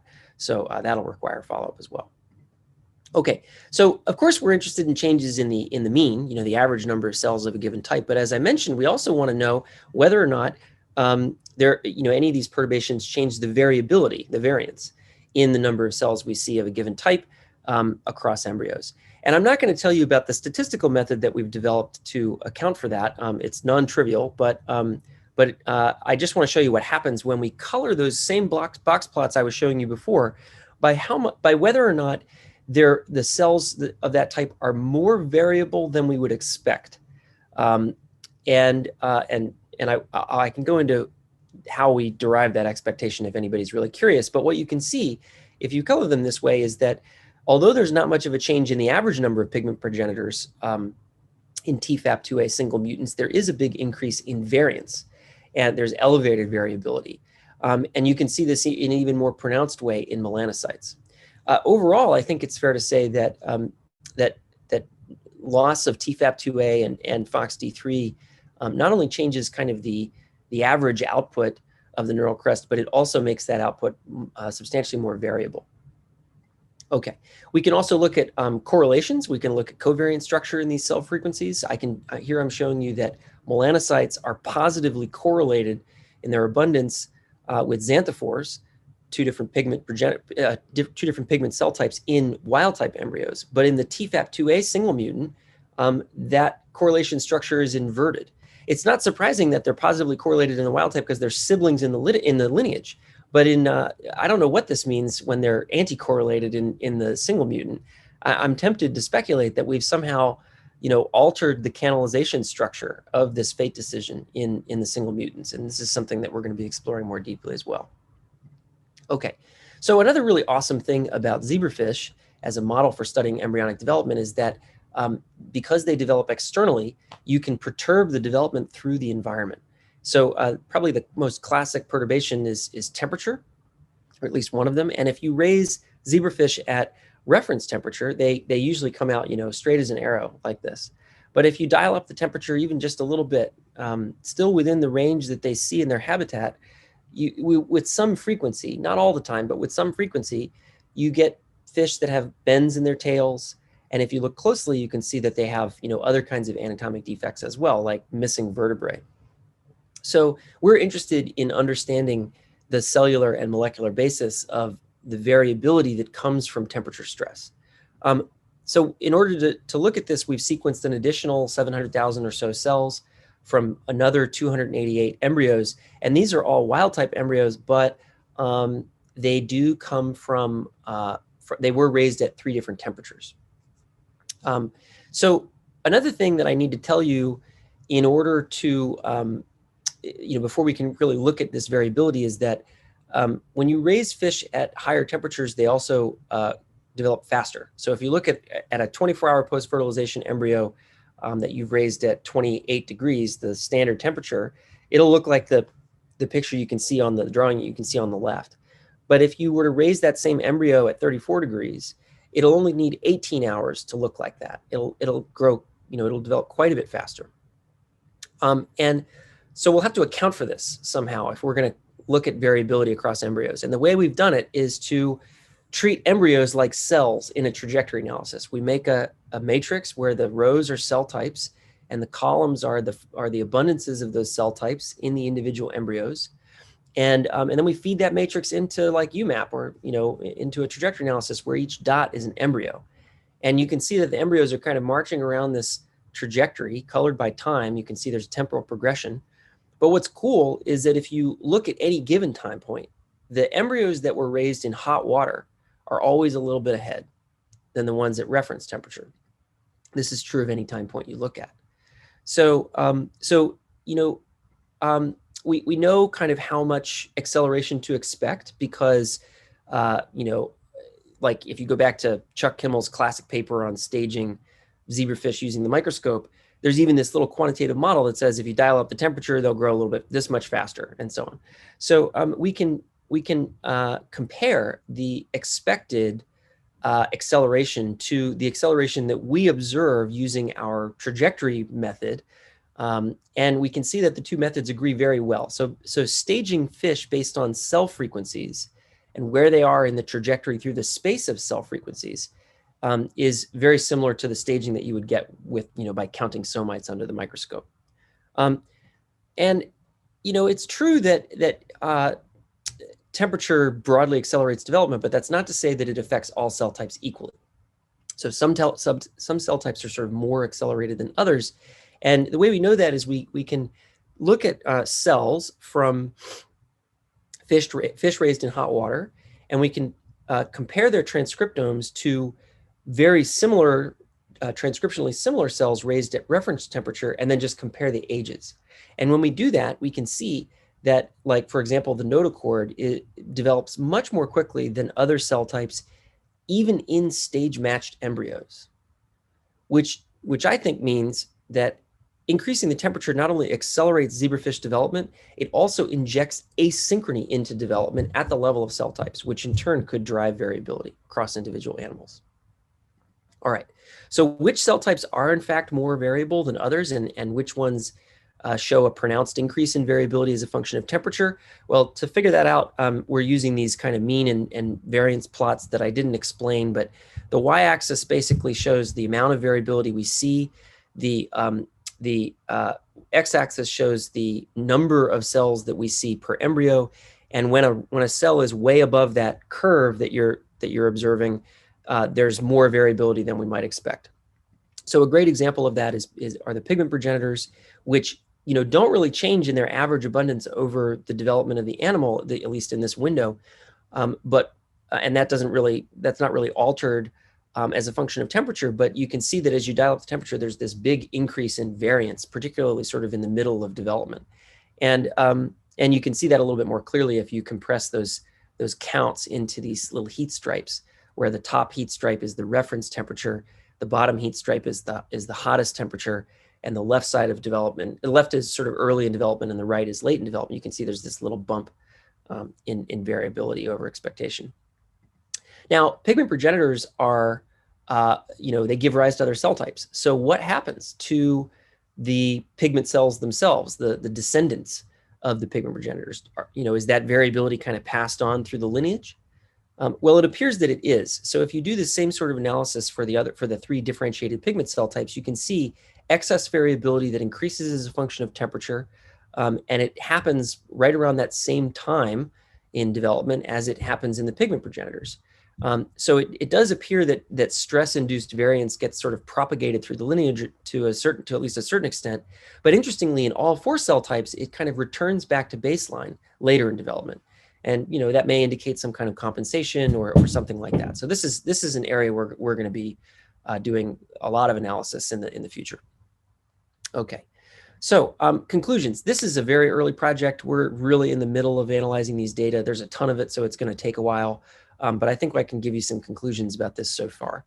So I've told you that we've used Skyplex to sequence around 5 million cells from more than 2,000 individual embryos after various genetic and environmental perturbations. I told you that this is a way to phenotype and stage individual embryos based on their cell type frequencies, which allows us to detect shifts in their abundance in response to perturbation, but also shifts in the variability in cell types throughout the embryo. I've shown you that losing lineage determining factors like TFAP2A and FOXD3 can lead to losses and gains of individual cell types, but also increased variance in downstream fates. And I've shown you that temperature stress accelerates embryonic development of many, but not all cell types, which in turn introduces some asynchrony in the process. Temperature stress also increases variability in the relative abundance of some cell types, and it may be passed down through the lineage, and that's where we're sort of currently focused. Okay, but I think that having this kind of data, where you basically have like thousands of replicates of the developmental program, opens up some really cool statistical and computational problems in developmental biology. I haven't talked about this at all, but when we look at how the different mutants, which cell types are lost and gained in each of the mutants, they phenocopy each other quite often. So we're hopeful that, by analyzing those phenocopying relationships, we'll be able to kind of organize or synthesize in an automatic way interaction networks that describe how the genes that we target in the experiment regulate one another throughout development in a kind of a mechanistic agnostic way. But we can probably also do something similar at the level of gene expression within cells. I mean, I showed you like 5 million cells worth of single cell RNA-seq, and I didn't show you a single gene.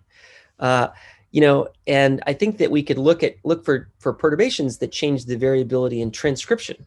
And that in turn might tell us about, transcriptional regulation between genes that we're targeting in an experiment or in response to temperature stress. And finally, I did mention that there's this covariant structure between cell type frequencies, which might be a way that, we could mine that information to learn something about the lineal relationships between different cell types. Okay, so I want to conclude by this part of the talk, and then I'll give you a little section on some spatial stuff. I want to thank Lauren Saunders and Mike Doherty and Sanjay Srivatsan, who did these experiments. They've been analyzing them together with Maddie Duran, with support from Brent Ewing, who's a software engineer. None of this work would have been possible without the involvement and collaboration with Cecilia Moen's lab, David Kimmelman's lab, and Dave Rabel's lab, all of whom are from Seattle's terrific zebrafish community. David Kimmelman was actually in the fish room injecting hundreds of embryos with Lauren, so he's a particular hero in this project. I want to thank members of our labs, the Brotman Beatty Institute for sequencing support, and the Allen Frontiers Group and the NIH for support in this project. Okay, so just in the last few minutes, I hope I've got a little bit more time. I may have to cut a bit of this short, but I want to tell you about ways that we're analyzing another kind of variability, which is variability in gene expression across developing tissue. So, as I think you're all aware, embryonic development is this amazing process, and as it unfolds both over time and in space.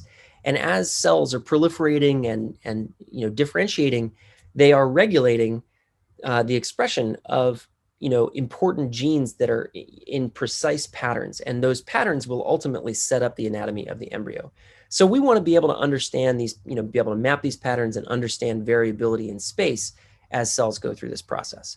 So we're using these oligos that I mentioned in another way through a technology called SkySpace. And rather than multiplexing lots of samples in the experiment, we're using labeling oligos to mark where cells come from in a tissue.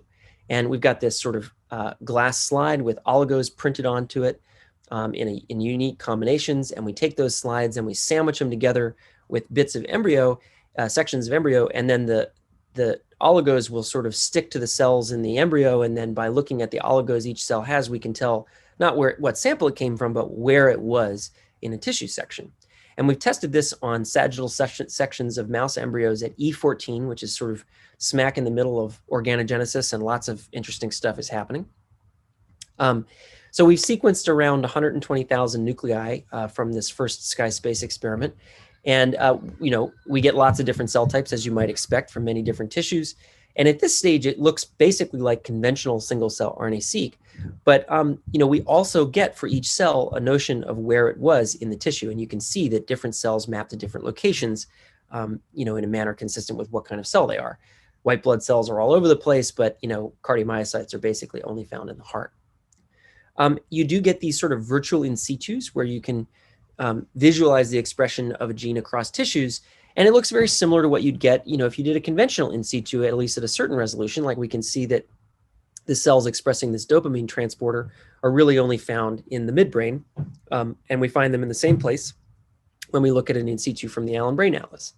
But the difference is that because we know what type of cell each cell is, we can resolve how much each cell type is contributing to the expression of each gene in any given region of tissue. Here, I'm showing you that while both cardiomyocytes and endothelial cells express FGF9 in the heart, only the cardiomyocytes express the FGF receptors.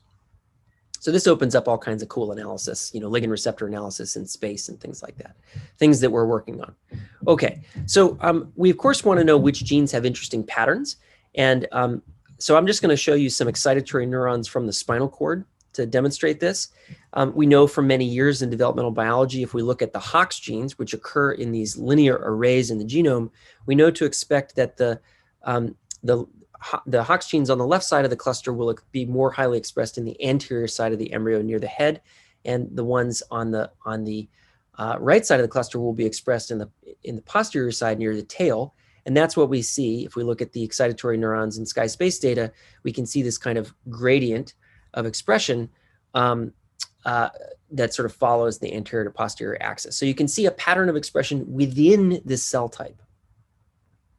Okay, how much variation overall is attributable to location in these kinds of data?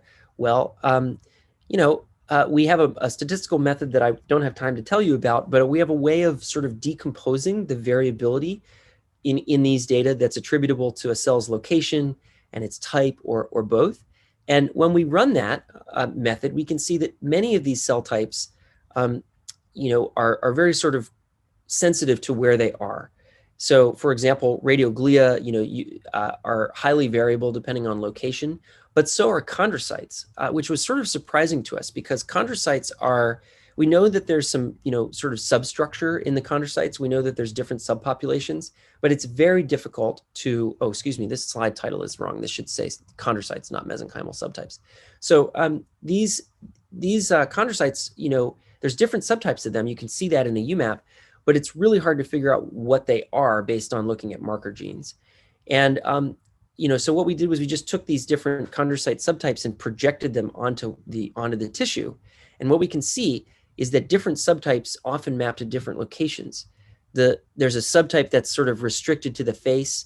There's a subtype that's restricted largely to the limbs and so on.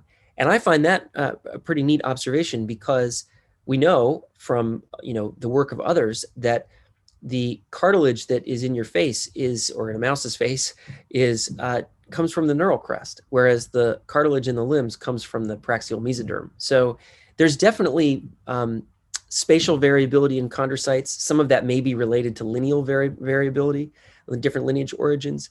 We don't know. But just having the location of each cell can tell you a lot more about what kind of cell it is.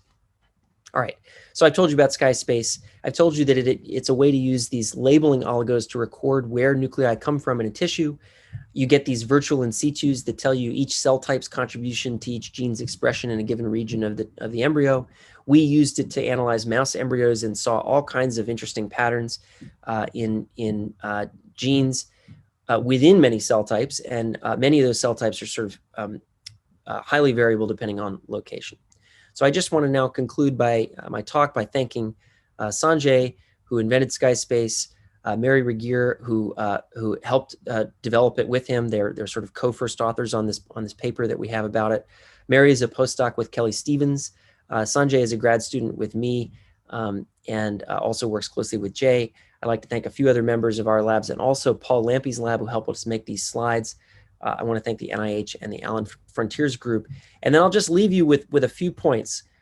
I've told you about Skyplex, which uses oligo hashing to multiplex, huge numbers of specimens in the same experiment. I told you about Sky Space, which uses the same trick to add spatial resolution to single-cell RNA-seq. We've used both techniques and are using both techniques to study variability in gene regulation within cells and between embryos. And I feel that, using variants as a kind of a quantitative phenotype may be a very powerful way to study the molecular and cellular basis of robustness in embryonic development. So thanks very much for your attention. And if there's any time left, I'll be happy to take questions. I think I took a little bit longer than 30 minutes, Barbara. I'm sorry. Thank you for a great talk. Lots of cool new data. Yes, there's time for questions. maybe directly starting from the sky space. There were questions about how big is the sky space array and what's the resolution of sky space.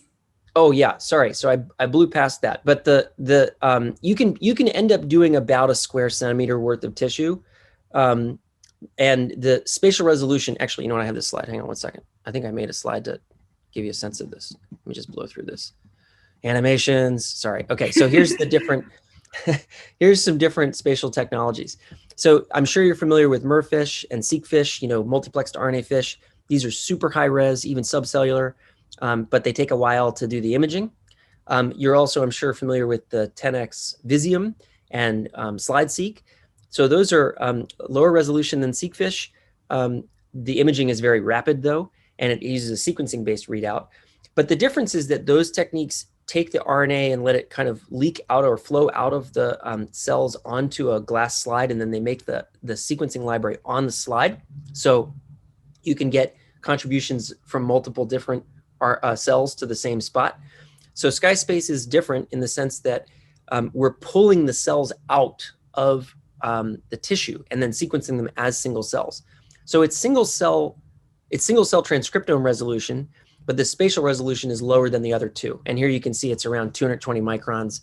So so definitely lower. I think we can probably improve that pretty dramatically just because the way we print the slides is a little bit old school.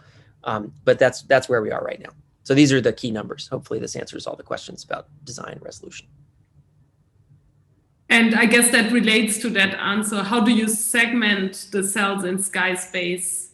Are the cells? Oh, we don't have to, right? We don't have to. they come out as single cells. So there's no there is an interesting segmentation problem in here that is just like if you want to automatically draw the boundaries of tissues and things like that in the images that we take as part of the assay.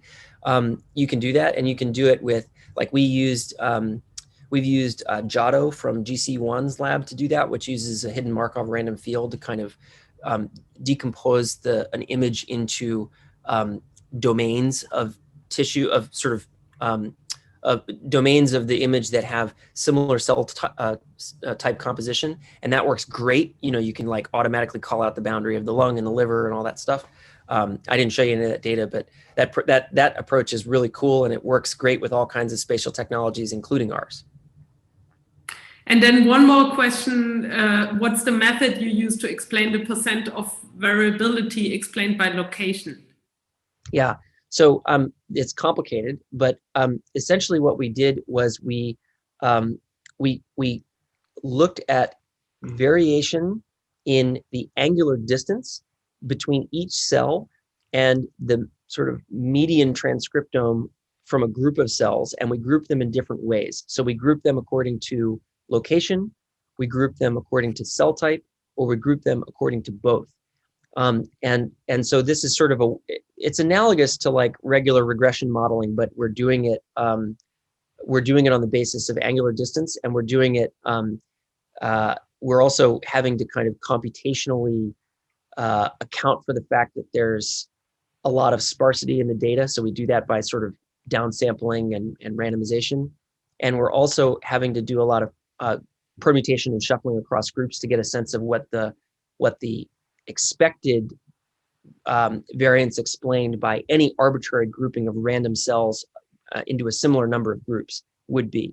So there's both sort of subtraction of the technical variance due to sparsity first, and then there's penalization of the different models according to complexity through sort of resampling methods. But this will, yeah, the paper about this should be coming out in not that long, I think. So you can read a little bit more about it. It's not that dissimilar to a method that we used in a published paper to analyze the variability attributable to lineage in C. elegans. That's Packer et al. From in Science from I think 2019. If you want to see that method, it's similar to that.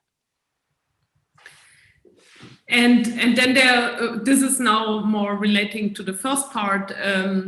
Are all these analysis of these, the perturbed embryos from F0? If so, would you not run into problems such as heterogeneity of CRISPR mutation, single guide or guide off targets, genetic compensations, depending on where the single guide RNA is targeting, etc.? Right.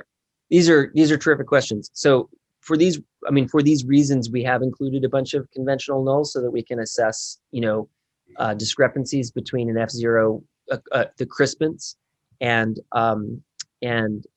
conventional mutants.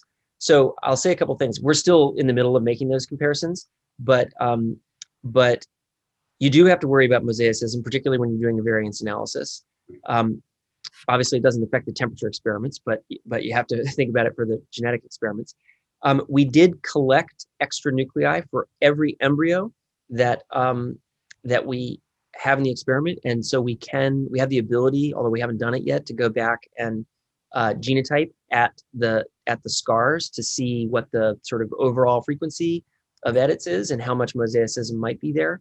So that's one possibility.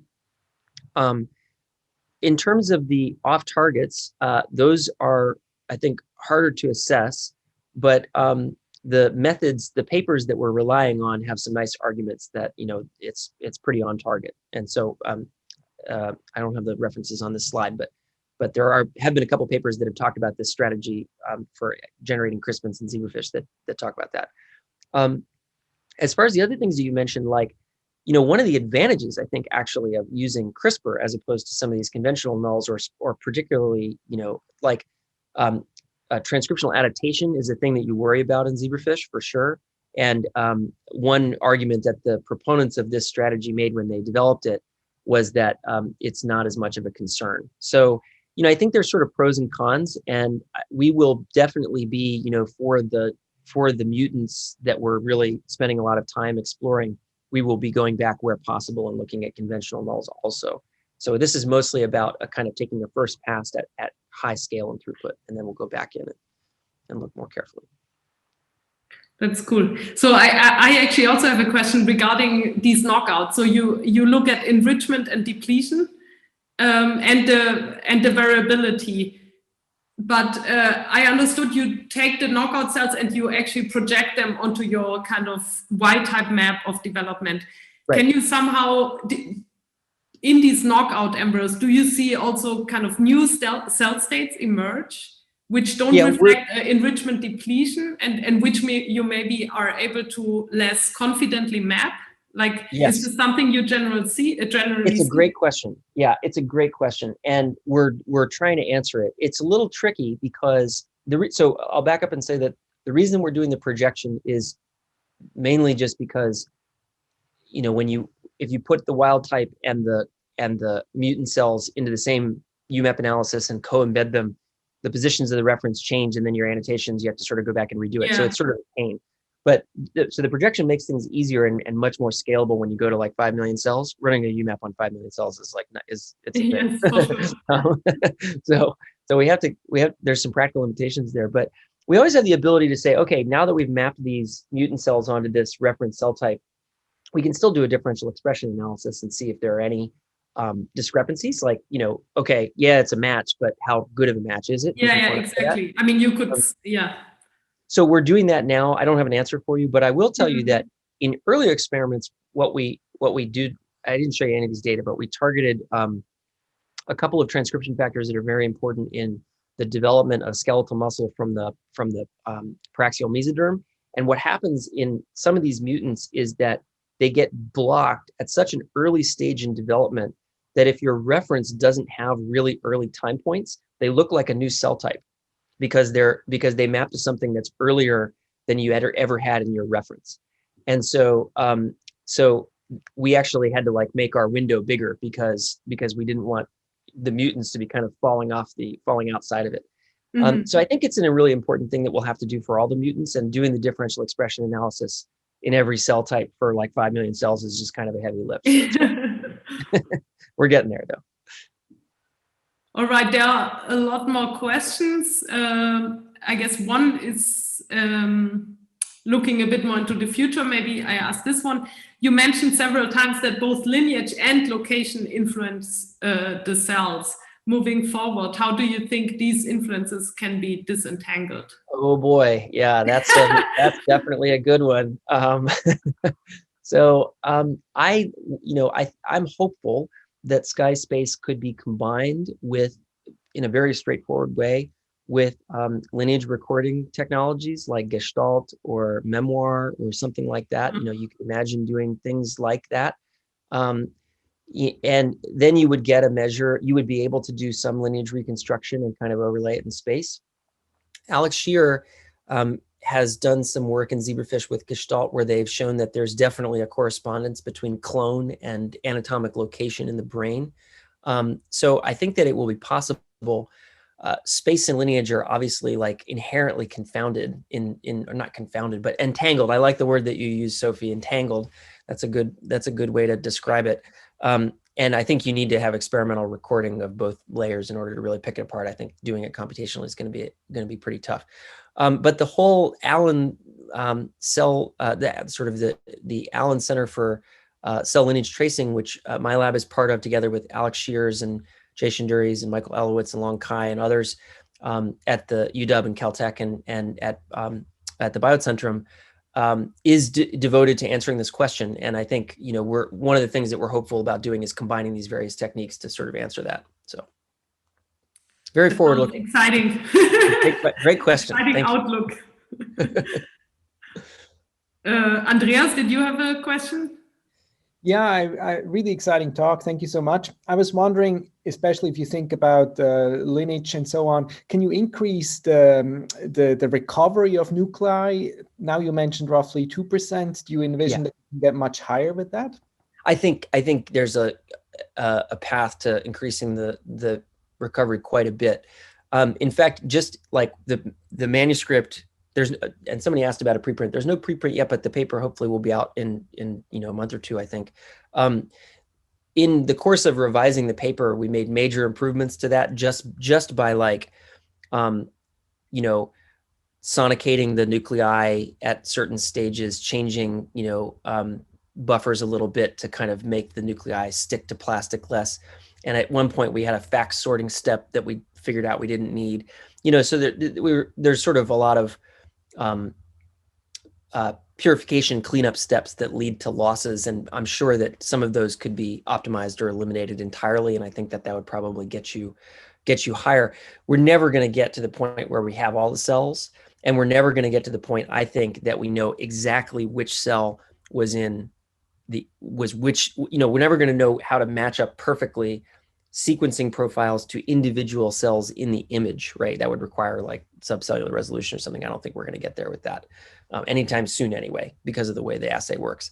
So it's always going to be a kind of a method to take a spatial sample, and then you'll do inference, based on that spatial sample, which can be good or bad, right? Because on the one hand, if you want to make a sort of a transcriptome-wide map for all cell types over a big area of tissue, and you want to be able to see it at some resolution, and you're using a sequencing readout, doing it where you're actually measuring every single cell with sequencing could be very expensive.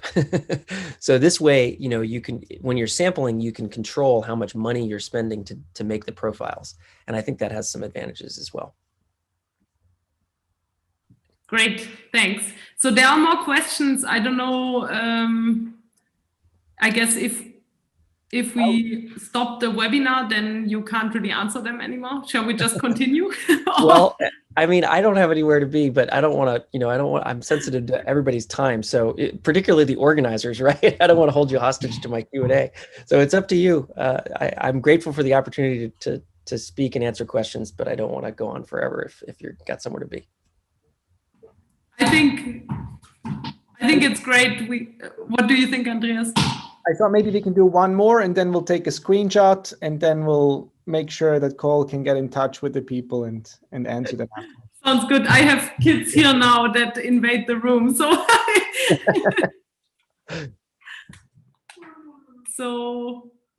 okay, then with this, did you say one more question?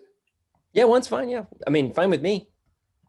Yeah, so here, for example, could you imagine using your method, I think from the first part, for drug screening? I'm thinking of teratogenesis and thalidomide and so on.